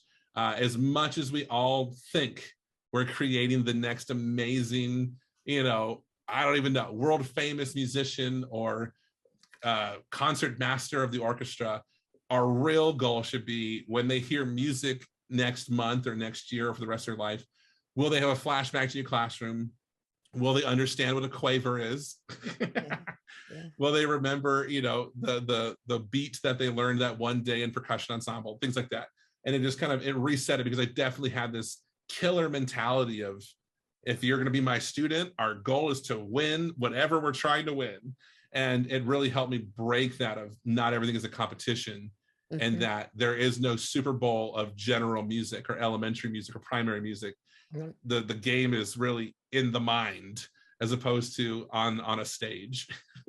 Yeah, I love that. That's very true, isn't it? Because there's not going to be that many world famous musicians that come out of our classrooms, but they're all going to be citizens of the world, aren't they? Absolutely. Yeah. Right. And now I can say, okay, have you ever heard music from Australia before? Yeah. Yes. And they do that, they can come out and say, oh yeah, no, I've heard this before. We heard this in our general music class. It's like, okay, cool. That's the impact I can have now. Exactly. I love it. I love it. So any more people, or shall we move on to... I feel like that's a good cutoff. I'm sure there's lots of people. It's a bit of a tough question, Sure. Yeah, I feel like I have endless stories of small moments. Yes. I had my college undergraduate roommate, a man named John DeShetler. He was a fantastic percussionist, better than me. And I had a hard time coming to grips with that at the time, but better than me. And the first day we met each other in our dorm room, because we were somehow roommates on top of all this, he goes, my goal is to be a lawyer. And I said, so why are you at music school? Yeah. And he's like, because this is part of it. You have to get an undergraduate. And I said, why don't you get your undergraduate, at the time I'm like, lawyering. Yeah, go get a lawyer thing. Go do lawyer stuff. Go read books. And he goes, no. He's like, I think people will appreciate that I did music before. I did something creative problem solving. And I went, whatever. I wrote him off, because in my mind, two things. I'm mad you're better than me, and I'm mad you're better than me, and you don't plan on doing this for the rest of your life, because that's my plan, and I'm worse than you. And sure enough, like 7 years later to that conversation, he was a lawyer, and he still is a lawyer. So he's working towards the higher up things, but he's still in law, and he followed through with what he said he was going to do. And I thought, wow, to have that forward vision and say, okay, I have a plan, and I'm going to follow through on that plan. And that plan involves some detours. It involves not a straight line to being a lawyer, but I'll play music. I'm going to really care about marimba for a while. And then I'm going to go to law school, and then I'm going to follow through it. And so I feel like I have a good amount of those stories where these moments in time where someone did something, they go, whoa. I mean, I really like to flow from my YouTube channel. You'll even see that I have an idea for 3 or 4 months, and then my mind changes. And then I have a different idea for 3 or 4 months. And, right before Boomwhackers, it was a podcast. Before a podcast, it was soundtrap videos. Before that, it was the quarantine videos. How do we survive the quarantine? And it's just like whatever's on my mind at the time, that's what ends up on the YouTube channel, which is maybe why it looks so cluttered. Oh, not at all. Obviously have to go back further and have a look, don't I? I love it. I love it. Now, as I have a little sip of water, I want to hear, for what are you most grateful? Like gratitude, I just think it's so important to be grateful, because we have so much to be grateful for. Absolutely. So, I do. Yes. I do a great job, as maybe both of us, where you can ask me what's wrong with the system, and we could talk for 2 or 3 more hours about what's wrong with everything. But what I personally have to be excited for, or grateful for, is that there was a system in place where people were acknowledging good things. And as much as teachers feel unseen a lot, I was very grateful for a system that saw me do well, and then rewarded that with a new opportunity.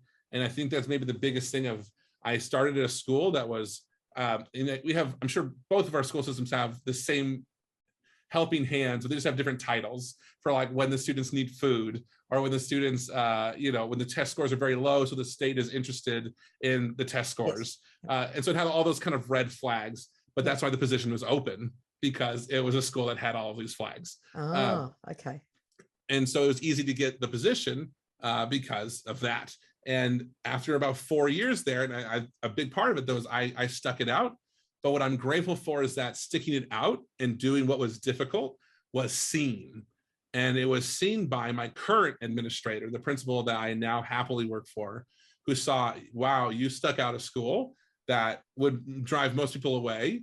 And not a point of pride, but something I definitely take note of is that my replacements, since I've left that school, have all also left that school, which breaks my heart for those students, of course. Yeah. But it puts into my mindset of how mentally draining that position might be, is why my replacement quit the next year and their replacement quit the next year. And now they're on, I think, their third replacement in 4 years. And I go, okay, like that's tough. It's clearly a sign of what the state of just getting through the day at that school is.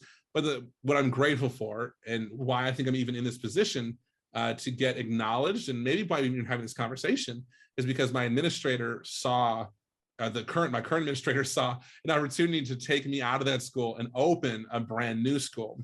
And I definitely have told her in previous conversations that she kind of gave me permission to be extra. Here are the keys. Here, this is your room. Go do music. Go teach music.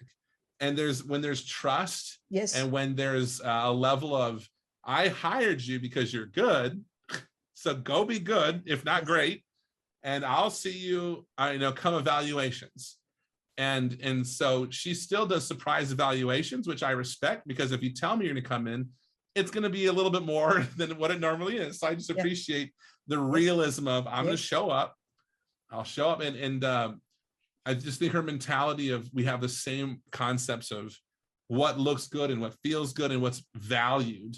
And so students that are willing to, let's say, perform in front of the school for a nice event, it's a small effort to get those students out there, but it's a huge return when the community sees it and they go, wow, we have a bucket drum line at our school where we drilled holes.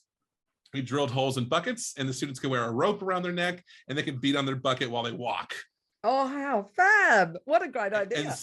And it's lightweight. They can be stacked. They store nicely. There's a lot of positives. But the idea is that we then bought a couple of marching bass drums, and the buckets paired with the bass drums really give this full sound of attack of the bucket and the whomp of a bass drum. And they can kind of do some bouncing off each other. But I have an administrator that is grateful to see that, and then in turn pass that positivity back to me. And it's something that I just wouldn't have attempted if I didn't think it was seen. And I think that's why being at this school is such a big part of it. And what I'm grateful for the school is, like, it purely changed my mental health. Even my wife will attest that the first school I would come home angry, and she would ask, okay, what happened today? And then I would go on a tangent about everything that made me angry, the injustices, whether it's the students' injustice or the teacher injustice, the community injustice. But I would just go off about how it's a broken system. And it just, this opportunity of doing the hard work. Now, of course, I know some people hear that as like, oh yeah, just don't go to bad schools. But putting in your time and finding out why it's the way it is, and can things be fixed, and can you make it better? And then you take that information onward. And there's a class of teacher that I've run into where their first school is a nice school. Yeah. And the things that upset them are slightly different than people who started a bad school. And then they go to I'm going to call it a nice school or a medium school or a great school. And you see the differences. You see the contrast. Yes. You see people are like, I'm angry because the coffee's cold. And it's like, yes, I'm happy because the walls are painted. I don't know. Yes, yes. So my gratefulness is definitely a combination of my principal and the ability to work for her, because she has this special way of making all of this worth it. I mean, this YouTube stuff, I could easily have an administrator that said, like, we don't like how much time you spend on YouTube. That could easily happen. Easily, yeah. Or a site administrator that banned YouTube from campus. That's well in their rights, or what they're able of doing. And so to have an administrator that says, like, okay, I see you, like those little kind of micro transactions of, I see you, hello, good job with that. That's maybe the most powerful thing. And I encourage people that feel stuck in a toxic relationship with their administrators, that begin your leveraging. outperform and then use that to move on. Yes. Because underperforming is not the jab. It doesn't help the students. It doesn't help the administrator. It doesn't help your portfolio. Overperform above and beyond. And then, if you outshine, leverage that to get elsewhere. Yes. And the children in those schools need you. Right. And you've got to tell yourself that even when it's really tough. I still now feel guilty that I am in a really lovely school with amazing administration, and I am valued, and right. It just allows you to thrive. You just want to do more. You just, you're enabled. But you've got to tell yourself, if you're not in a good situation work-wise, you've got to remind yourself, you've got to go back to something we were talking about right at the beginning, that you've got to rely on the fact that what you're doing is really valuable. And those kids at that school actually need you more than the kids at the good school, don't they? Yeah, and it's definitely, it becomes a balancing game for sure, because that statement, I like that statement. I've used that statement where the students that one set of students need me more than the other. And I've then come to terms more recently with like the problems are maybe equal, but some are harder to find. Yes. And the student, with the same way with the teacher who has always had a good school and the teacher had a bad school and then a good school, they have different things to complain about, but yet they're both complaining, or they both have a problem, but they have different problems. Yes. And so recently, and this is maybe stemming from my counselor at my school, where she does the emotional side of things, and would go to lunch and the counselor would look tired, and you go, what's going on? And they go, I can't tell you anything, but, and then, they would just kind of explain, like, I've been on the phone, I've been dealing with this and that. And if you asked me without the counselor, having never seen the counselor, I would think, oh, this is a perfect bubble. Everything is wonderful. And then the counselor, if you said, hey, counselor, what goes on here? I imagine they would be just equally flabbergasted. Another fun word. They'd be overwhelmed to tell you, here's all of our problems. And I think, and so I do my best is just like that. Maybe some of the problems are invisible. Hungry students, though it's not visible, it can be fixed, right? We can find food, but it's like you find the student where the opposite side, mom and dad are so wealthy, they go on vacations a lot without the kids. Yes. Oh, okay. So we have a different kind of abandonment. We have rich abandonment. Yes. And it's not as, we don't pity it as much. We go, oh, your parents were so rich, they left town without you. Exactly right. Oh, your parents make way more than me. You feel this like lack of pity. And I find that it's a funny game to have to play of like, the problems are there. Just unlabeled you're right, as much. You're it's right. Not, they're just. But I don't. Yeah, it's not to like be contrarian, but just to be like, I'm realizing this now after four years of this school that like, oh, we still have sad kids. Yes. Yes. Some kids are having a hard time. But anyway, the other good thing about being in a better situation is it puts you in a better frame of mind to help other music teachers. I think that you're in a better mental place, so you can do things like your YouTube channel or write articles or like run webinars, do workshops. You just feel a bit more energized to do that because you're in a better place mentally. I think you really taught me something just now. But yeah, I agree with that wholeheartedly. I've never thought of it that way, but I really feel like you nailed it, because I don't feel like I'm drowning. I can offer my hand to those that feel like they are, because I feel a joy. It's our job is to lift up others. And if you're down there in the pits yourself, it's pretty difficult to help support someone. So wow, that's awesome. You just got me with that one. That's wonderful. Oh, I want to share a quip on that same topic. Yeah. I have some coworkers where they have a very popular Instagram channel and TikTok where they are like classroom redesigners, and they're teachers, but they redesign classrooms, and they will do like arts and crafts. Here's how to like change your whole room, which is like colorful paper. Oh, And really? it's really, really wonderful stuff, amazing stuff. And in the United States, they're a bigger deal than I am, but whatever. The Okay. punchline is, Well, I've never even recently, heard of this. Never even heard of it. their channel is called Happily Ever After. And they're on Instagram and TikTok and YouTube. I guess they're everywhere. But what I noticed recently on TikTok is they would show like a grand reveal of one of their grand projects. And they don't do small projects. They do grandiose projects where they will paint an entire mural or they'll transform an entire classroom, and they put their whole, just blood and sweat into it. And the comments pre-COVID were always just like, wow, I want to do this. And they were inspirers. They were inspiring people. We can do this. You can too. And people bought into that. And then post-COVID, there's been this mentality change of like, ugh. Really? where they see a grand thing done, and because the viewer has no interest or energy in copying that, instead of feeling this like I can do that also energy, they get hit with this wave of like guilt of, but I can't. You know what I mean? I think, as you brought up, this is kind of parallel to everything you just said, where because the creators of the content are in a position where they feel like they're able to, they do. And then some of their viewers are at a point where they absolutely feel like they can't. They put their whole effort into just staying afloat this year. They put their whole effort into not quitting teaching. And then they see someone who's feeling so good, they painted a mural. And it just like, for some reason, it irks them to be like, ugh, you're telling me I have to do that also. This is kind of an interesting dynamic of, I cautiously don't want to become the same thing where I go, every teacher should make tutorial, every teacher should make videos, where it's like, just, I'll make the videos. And if you want to use them, use them. Yeah. But it's like, there was a fear of like, I don't want to become like a mascot of burn yourself out. Yes, you don't want, no, you don't do that. Don't do that. You won't, that won't happen. But yes, yeah, I hear what you're saying. That's all right. Nuggets of fabulous. Wow, that sounds fun. Yeah, something I just invented.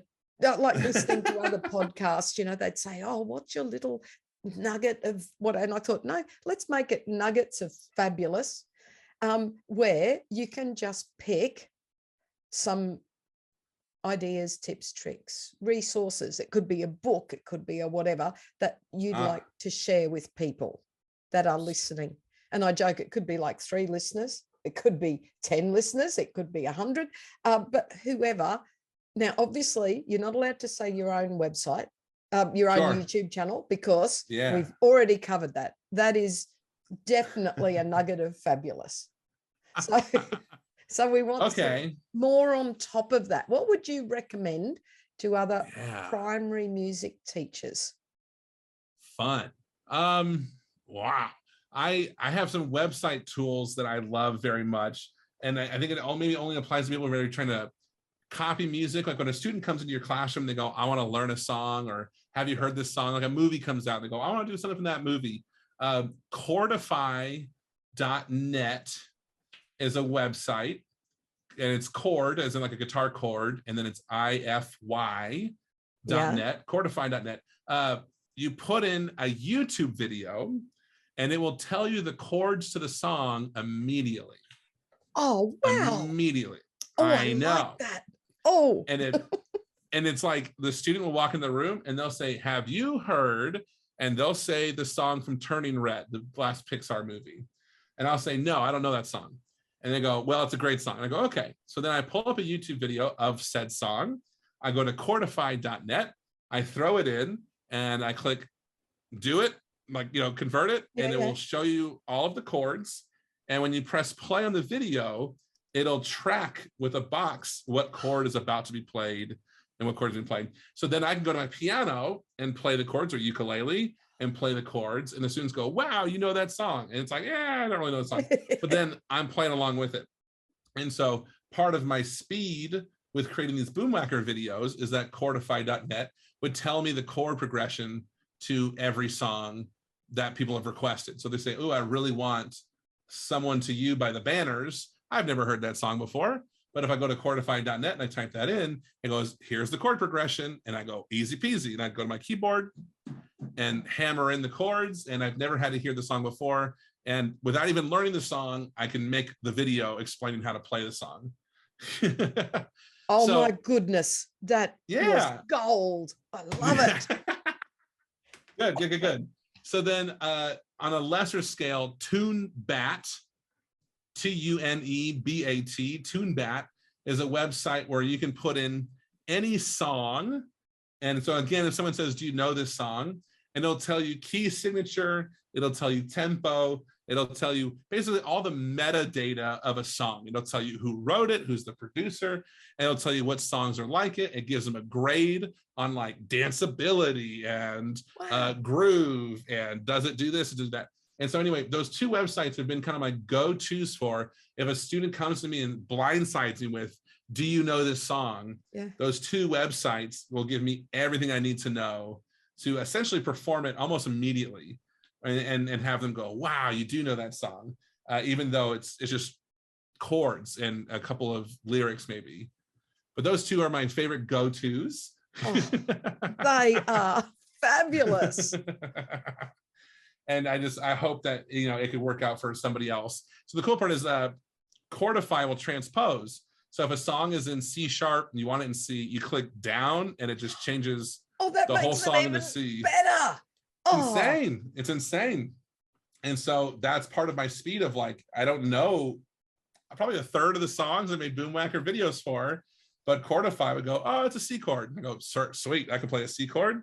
And then I'd play just the chord progression over top. And yeah, I'd only have to hear the song maybe 3 or 4 times before the video was done. Oh, now that is gold.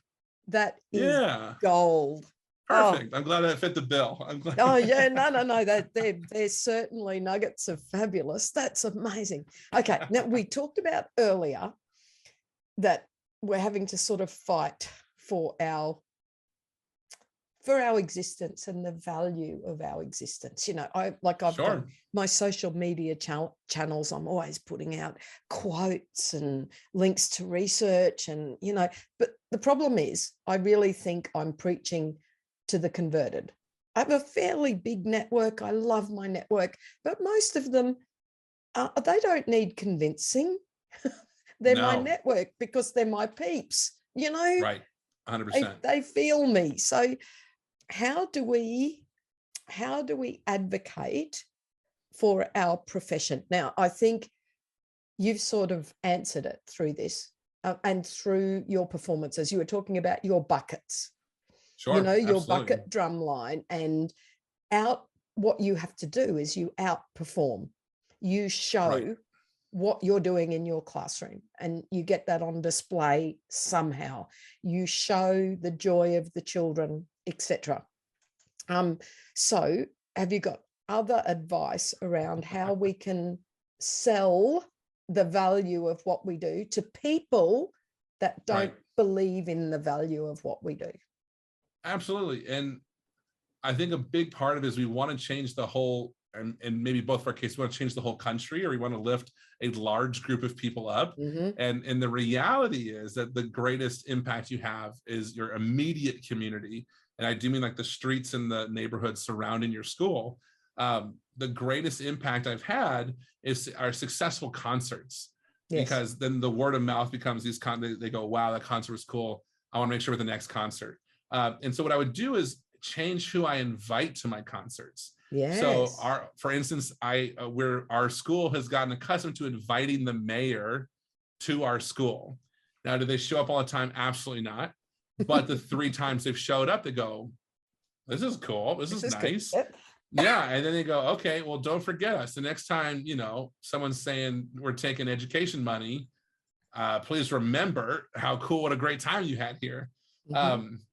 I'm in a specific situation now where some parents are, I use the word powerful, but with Las Vegas, a lot of it's entertainment based. So parents that work at casinos, parents that work for football teams or baseball teams or basketball teams, they're in the neighborhood. And so a lot of times just having a positive impact on them, then they want to do not brand deals, but they'd say, hey, a casino wants to support you in a small monetary way. What do you need? What do you like? And I think always knowing what your next purchase is a huge sign of, what will make it better. Yeah. If I could tell a parallel story, recently, I think it was like the UN accused Elon Musk of not solving world hunger. And his response was, if you tell me how to solve world hunger with $6 billion or something, I'll do it. Something like that. There's along those lines. If you write down how I can end world hunger, I will pay for it today. And the UN did not have a response. And it kind of showed their bluff. And so there's nothing worse than saying education needs money. And then if anyone says, for what, you need to know what it's for. Yeah, good Because point. we say for chairs. And I go, oh, okay. Because if you go, let me get back to you, then it's like, well, hold on, how bad did you need this? If your car's broken down, you go, my tire is broken, they know what to fix. But if you go, I don't know what's wrong with my car, then they go, well, we'll look around and we'll see if we can find something here. But if it tells everyone what they need to look at. And so for me, I've always had that next thing on my mind of stages is my current obsession, where if you want my program to be any better, we need portable stages. If our goal is to perform in public or perform anywhere, give us the ability to perform anywhere. And we want portable staging so that we're like 3 or 4 feet taller than the people around us. We're dealing with a business of short people, so we need to be taller.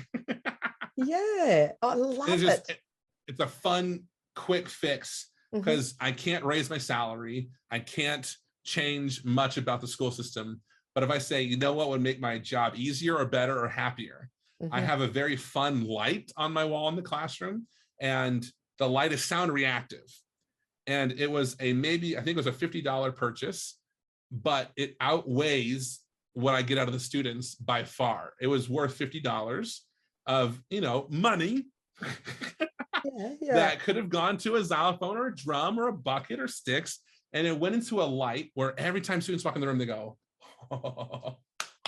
And the light goes on and off and on and off, and they go, cool. And it's like that positive impact have been, okay, I knew I wanted cool lighting for my room. And so I got sound reactive lighting, which can be annoying, but when used appropriately, and the students were doing a drum activity, and every time we hear whomp, the wall changes from pink to green. And then we go whomp, whomp, whomp, and it goes blue, red, yellow, whomp, whomp, whomp, and the lights change, and they get something very multi-sensory out of it. There's more than just a reward for you sound great, but also you look cool at this moment. And so at one point in my career, that was my goal. I need lights. What do you need? I need lights. Lights will make my room cooler, and my room cooler will make kids happier, and happier kids will make my job easier. That sounds such a good idea. That's such a good idea. So you got to figure out what will make my job easier. I love it. It's like my absolute latest before the staging was I had something like 28 ukuleles, but my next, not the doubles, but the next biggest class was like 35. So I'm like, I need 7 ukuleles. And because I knew exactly what I needed, I got more than what I needed. What do you need? I need 7 ukuleles. Okay, how about 10? Okay, 10's fine. Thanks. Yeah. Because I knew exactly what I needed. That is a really good point, because I don't think many of us could just say off the top of our head what we most want, because we're used to not having a huge bucket of money to play with. And we 100%. Just go, okay, I'll wait to hear how much money I've got, and then I'll look around and go, I could afford 1 xylophone, or would I be better to get more egg maracas so that there's enough for 1 per kid? Or yes, the or is going to hurt all day. All day. I could afford half of something cool, or I could afford one thing that's not so cool. And you go, okay, I have to set my goals. And I love it. And set some big goals. Right. I agree with so that goals. If you're asked, and if it happens to happen, sure, I want this. Right. I love it. Absolutely. Is there the website Donors Choose is used fairly often in the United States? Is it in Australia also? No. Okay. Do you know what it is? Yes, from my a few American sites and colleagues that I follow, I know about it. And every now and then they'll say, oh, I've just got my Donors Choose. And I think, oh, it sounds so good. No, we don't have that. We've got, there's a few like philanthropic things that if you know of a certain grant, you could apply for that. It's just not as common. Yeah, and grants are tough. Grants are like gatekeeping. If you can't write an essay, you don't get money. Well, Yes. that's not how you measure who's deserving of something. You know Yep. what I mean? Whoever is the most literate in the English language gets money. It's like, And who well, has hold the on. time, who's most Oh yeah. literate and has the time to find the grants and then write the applications and do the follow through. Yeah. Completely agree. Everything you said. So yeah, I do my best to have a donors choose open when appropriate, you know, and it's not, there's something that's real annoying about someone that always needs something, and it becomes this kind of dangerous game of always know what you need, but don't ask for it every day. No, you would become annoying. Absolutely, absolutely. And as you brought up about your social media is an echo chamber of music lovers, most likely. Mine is absolutely the people I went to college for music with, other music teachers, all the people who know I'm a music mind. And then I go, hey, I need money for this. And I try to not do that, because these are the people who love me, who will do it, but they won't do it 5 times. And so you really have to protect them and maybe find a different way to distribute this link, and find a way for parents of your own school to say, hey, parents, for instance, on that website particularly, they run specials every now and then where, let's say, a Bill Gates type character will match money. If you donate $1, Bill Gates will donate $1. So then I go to the parents real blatantly and say, I made a package for $1,000. Thanks to Bill Gates, it costs $500. Who wants to throw in? Yeah. And when you teach in a school of 900, I really need half of you to give me $1, and this thing is over. And I know not every school is in that situation, but because of those philanthropic moments of Bill Gates or what other billionaires, you know, you can get what you need at a discounted rate, which is another fun thing to do, of course. Well, that sounds great. Wish we had that. For sure, for sure. Do you do, is it tradition to do teacher gifts for like the holidays and the end of the school year? Children do give their classroom teachers something, and yeah, if depending in the school you're in, yes, you may get, because we have, you know, the PE specialist and the music specialist and the right. So usually they think their kid has 1 teacher when they really have like 7. Yeah, that's right. So look, generally I'm nicely looked after. We get a box of chocolates or whatever. We get little gifts from the kids. The nice ones who know me well give me a bottle of wine. But anyway, now we're talking. Now we're talking. So yeah, you're not wrong. It depends where you're at. I know some music teachers whose kids, they don't give them anything, and because the parents have to obviously do that, or you get a lovely hand-drawn card. So we don't we get little bits. Yeah, chocolate a lot. So my school came up with a lovely concept. This is school-wide, where at the beginning of the year, you put a wish list, like a things I like list. And it's like, if you want to buy me a soda, I like this soda. If you want to buy me a coffee, this is how I take it. You know, and it's like, basically, if a parent wanted to do something nice, they would get the flip book out, they'd find the teacher, and that way they don't miss. The idea of a box of chocolates is cool, but after so many boxes of chocolate, you're probably over it. Or if you're diabetic. 100%, absolutely. I know I have chocolate on the counter, so it's like display chocolate, which like I'd be afraid to eat it at this point, but you know, it's left over from the holidays. So where is this list kept? In the front office. So like there's like the you're late to school notebook, and then right next to it is like teachers' favorite things. And mine says Dr. Pepper, sure, because I'm a sucker for that. But then it says Amazon gift cards in every other category. You want to buy me a coffee? Give me an Amazon gift card. You want to buy me, you know, food? Amazon gift card instead. And I don't care if it's $5 or $10, whatever. But at the end of the school year, I then sit down with my wife and we pop open all the Amazon gift cards and scan them into the account. And the idea is it may be at the end of the year, $40, $50, but then that can sit there. That doesn't expire. And I could either say, I'm going to buy a $50 item for the classroom that I like. You know, it's for me as much as it is the students. Yeah. You know, and it might be a cool light. It might be a better microphone that I enjoy using or something like that. Maybe it's the cooler item that I teach better because I'm happier. Yeah. But you can let it roll over. Let it roll over the next year, the next year, next year. The idea is it becomes like this teacher savings account where it's like, these are all the parents. Like, I don't want as much as easy as it's for that parent to get the chocolate, to get 5 boxes of chocolate at the store. now more than ever, the Amazon gift cards are also at checkout. Yeah. So, you know, if they throw a $5 gift card in, and the idea of a small percentage, I'll throw in $5 over maybe 2 years, you could then purchase that $300 item. Maybe I'm being too wild, but you get enough of those Amazon gift cards where you go, okay, now some people, of course, want to spend on themselves. You absolutely can. So I like the idea of what would I like to see in my own classroom to make me teach better. So for instance, I have like a Swick's classroom banner that kind of just reminds me, like, it's my YouTube logo in the classroom. And it kind of reminds me, like, yeah, this is my classroom. This is my YouTube's my classroom. This is my classroom. It makes me smile every time I see it. It was worth the purchase of my own dollars. I mean, my own dollars. There's really parent dollars that were gifted, you know, but it's like, or I could have 50 boxes of chocolates. Which would I rather have? Would I rather have thrown away a bunch of chocolate, or would I want a Swick's classroom banner in my classroom that makes me happy every time I see it? I think it becomes like a fun game of, I don't think it's cheating the system, but I think if parents understood, like, I would rather spend your dollars on your students and their classrooms that they go to than you spend it on me, and, you know, in a kind of ritualistic way of like, here's your chocolate or here's your mug. If I get one more mug, yeah. The staff room at least has lots of mugs. Too many mugs. Too many mugs. Gotcha. Yeah.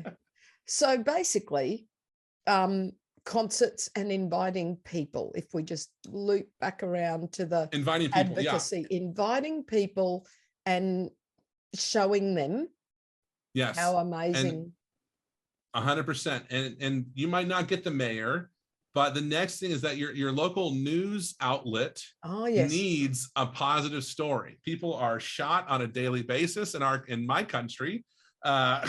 There's crime everywhere, and they need a story that doesn't end with "and they all got shot." So I know I'm just super real about it. Guns are so hot. I know Australia's history with guns, and I think the whole world knows our problem with guns. So the news needs a story that is like the bubble gum in between the sour. And so I will just I'll self-report mediocre things. Our kids are getting ready for the concert, and then they might send a camera crew out to film the rehearsal, or maybe they know what they can and can't do as far as, you know, privacy laws, but they'll get some footage of the classroom, they'll get some footage of the back of their heads, and maybe you're conducting. And for you, it's like, oh, I made it on the news. For your students, they go, that's my teacher, that's my school, that's the back of my head. It becomes this confidence builder. And then maybe it hits social media. My child was on the news today. Wow, your program made the news. Holy cow, that's amazing. But yeah, a very American story was we were supposed to do a live drumline performance at like 6:30 in the morning. So I asked kids that love music, come to school at 6:30 in the morning, which is like 2 hours ahead of normal. And our story got bumped because of gun violence in another part of town. And so they said, sorry, we won't be there. There was like a triple homicide. We owe you one. I know, the state of the United States. But those students were devastated, and they were told, we'll pay you back one day. And the payback was they showed up to our parade and they filmed us at the parade, and that was cool and dandy. And go, not only did you do a parade, but you made the news. And then we can say we're like a newsworthy music program, or you were the only students at the school to make the news. And it just built this community, and parents, they see it, you know, and the greatest compliment I could ever get were like, oh, my children watch your YouTube channel all the time. My children come home and they're singing your songs. And I just wish every music teacher had access to that kind of comment of, could your content that you teach in class be available online for those students that wish they had it? Yeah. We figured out math homework, 100 years ago. How have we not figured out, like, if you enjoyed a Ram Sam Sam, you can listen to it for free right here, and you can see a celebrity. And play along on your ukulele or whatever. 100%. Yeah, love it. I love it. Good advice. And I hadn't thought about it in the context of homework. I mean, you get delighted, don't you, when you get a random email, hello, Mrs. O'Shea, they're singing some song about Australian animals, and they want me to play it on YouTube. They say you play it on YouTube. Can you send me the link? And then I go, yes, that's Yeah. winning, isn't it? Yes. Yeah. Yes. Love it. No, yeah. And that is advocacy. That is advocacy. Right. Absolutely. Now we need to round off after a very long. I'm just so delighted to have met you virtually. No, it's been very pleasant. But before we finish, I want to let you get on your soapbox. I don't know if you do you refer to it as getting on your soapbox in America? Absolutely, 100%. Okay. Yes. So I figure this is your time to get on your soapbox to finish things off, and you just tell the world what something you really want to say that you want everybody to hear. How exciting. What would that be? It would be, and in my mindset right now, is that everyone should be creating content online.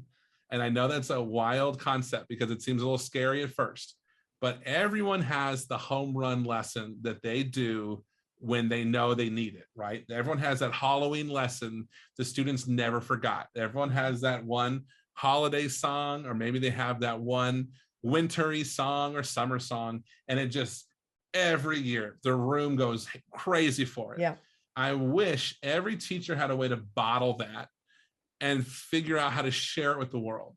I think a big part of lesson planning is archaic, and that I have to write on pencil and paper in 6 weeks, I plan to talk about ta, and with no consideration that, anything on this planet could possibly happen between now and then. But the idea of, I kind of envision a future where there is a library on YouTube of just the world's best lessons. Wow. And the idea that you and I both have created a channel that has found thousands of subscribers, I think both of us would argue anyone can do this with just one good video. Yeah. And all of it's homemade. My highest quality camera is a cell phone. I edited with software that costs $40. It was so homemade.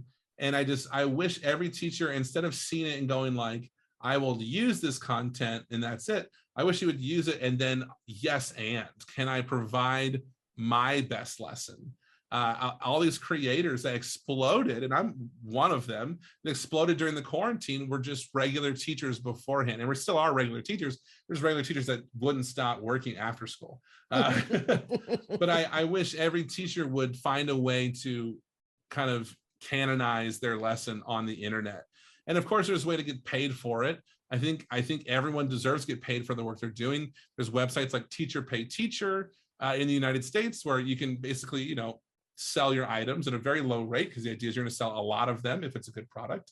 YouTube makes sense because it's free to the viewer if you can tolerate some ads, or if you get an ad blocker. But there's plenty of ability to get these items for free or through paid. And I just wish that if everyone did this, imagine we have 183 school days in our school district. It would only take, and because of that, students only get what, like 37 lessons a year, 38 lessons a year. To think, I know my favorite 5. Okay, I only need 33 more amazing lessons, and then I would theoretically be the greatest teacher on the planet because I have 38 amazing lessons. And I feel like that future is it's going to happen in my lifetime. It's just who wants to be a part of it. You know what I mean? I go on your channel, and my favorite thing to do, this is what everyone should do. You go to any teacher YouTube channel, you click on the videos tab, and then top right, it says sort by. And when I click sort by, I'm going to select most popular. And it changes the order of all the videos into highest views to lowest views. And you just look at what the highest view video is, and that tells you this is what other people value about this teacher. This is what they value about this person. And so that's the first thing I did to your channel. And what was your #1 video? But primary rhythms over a drum set beat. Yeah. And it had plenty of views, plenty, to prove that this is a needed resource in your community and however far it reaches. And it's just been really exciting to see that kind of energy. If I do the same thing to myself, I see what videos, and it's boom whacker, boom whacker, boom whacker, boom Boom whacker. whacker, It's boom all, whacker. yeah, exactly. It's 10 boom whacker videos and then like 2 soundtrap videos, and it goes back to boom whacker. But the idea of that's what people want. So that's what I should be doing, as opposed to jumping back and forth to all the things I like to do. It's kind of telling me this is what the people want. But if you have that lesson, that is just amazing. I wish you'd find a way to get it on the internet and share it with the world, because I think we're all ready for it. I think we're now more comfortable with YouTube and Zoom, and we're more comfortable with all of our, listing the websites are not important if our district's the only one that has them, but all the technological side of things that you have to do to be an online educator these days. Who knows what will happen health-wise or with coronavirus-wise. It doesn't seem to be quite over yet, but it just seems like we're all capable now of creating this online presence. And the teacher that's afraid to do it, there's nothing to be afraid of. My channel existed from 2006 to today, and I did not get more than enough. I didn't get enough views to even be like considered for monetization for about 14 years after I created my YouTube channel. Wow. Yeah, 14 was years. a bit like that too, I think. So 14 years of not doing a good job, and then one day it's like, oh, you're doing a good job now, by the way, good job. And it's like, really? I thought I was doing the same quality of work, but YouTube just has a way of like really helping people explode when it's necessary.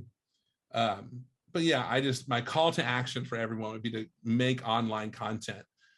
I just see a world where, and with shortened teacher staffing, I know we're talking about if the doom and gloom of music education would be the less teachers. Yes. But the idea being, if in a world where technology is on our side, teaching a bunch of friends with video content and Chromebooks and interactive lessons, and everyone read off your screen this rhythm, or everyone play your boom whacker off your screen, all of it just becomes a little bit more approachable, because whatever is about to happen in the future is going to happen. How prepared we are for it is what we can control. So I hope that's what I'm calling for, is that we create the content that'll make our job easier. I got another 22 years of teaching before I can retire. So I'm trying to prepare for what's in the future still. I think that's great. And that is such a good call to action. And I want to say, let's just remind everybody of something that you've actually said a couple of times during this. Yes, and that seems to be one of your things. Yes, and the bottle your best lesson. I love it. Absolutely. I love it. Imagine if everybody leaves this podcast, or this part 3 or whatever it is, of this podcast. Yeah. Let's imagine they all go and try and bottle their best lesson. Wouldn't that be amazing? Absolutely. And then there would just be improvement all around. What I thought was my greatest lesson, and it doesn't do well on YouTube, I go, well, maybe it's not, and then someone says something of, oh, what if you, and I go, oh, yes, and okay, cool. Yes, I'm gonna do that. And then I'm a better teacher because someone in another country saw it on YouTube and says, oh, but what if you did that? I go, oh my goodness. There was a lovely woman in Poland who shows my content, and she reaches out on Facebook, constantly says, I love what you did. Could you do this song? I go, yes, I can. And then I do that song, and she goes, wonderful, great. And then she'd send me a video of her class doing it. And then she'd say, like, I would see the students performing it before I could see my own. And I go, oh, you know what? Pink didn't get to play a whole lot on that one. So I got to do better for Pink next time. Or, and it was just like, Pink. Yeah, I love it. Right. And we were like workshopping over Facebook with someone who doesn't even live remotely close to me. And then you and I, of course, through one Facebook conversation, have now had a lengthy conversation very lengthy via Zoom, with a drop of a hat. And I think that's the magic of right now. Is like we could take advantage of this. I agree 100%. And I look forward to talking to you again. Absolutely. I imagine we will. Yes. Bye. As we know, laughter relieves stress. Don't lose sight of the funny side of life. Why did Mozart kill all his chickens? Well, when he asked them who their favourite composer was, all they said was, bark, bark, bark, bark, bark, bark. Thank you so much for watching our Crescendo Music Education podcast. For more information about all things Crescendo, including membership and music education resources, visit us at crescendo.com.au. Don't forget to like and subscribe.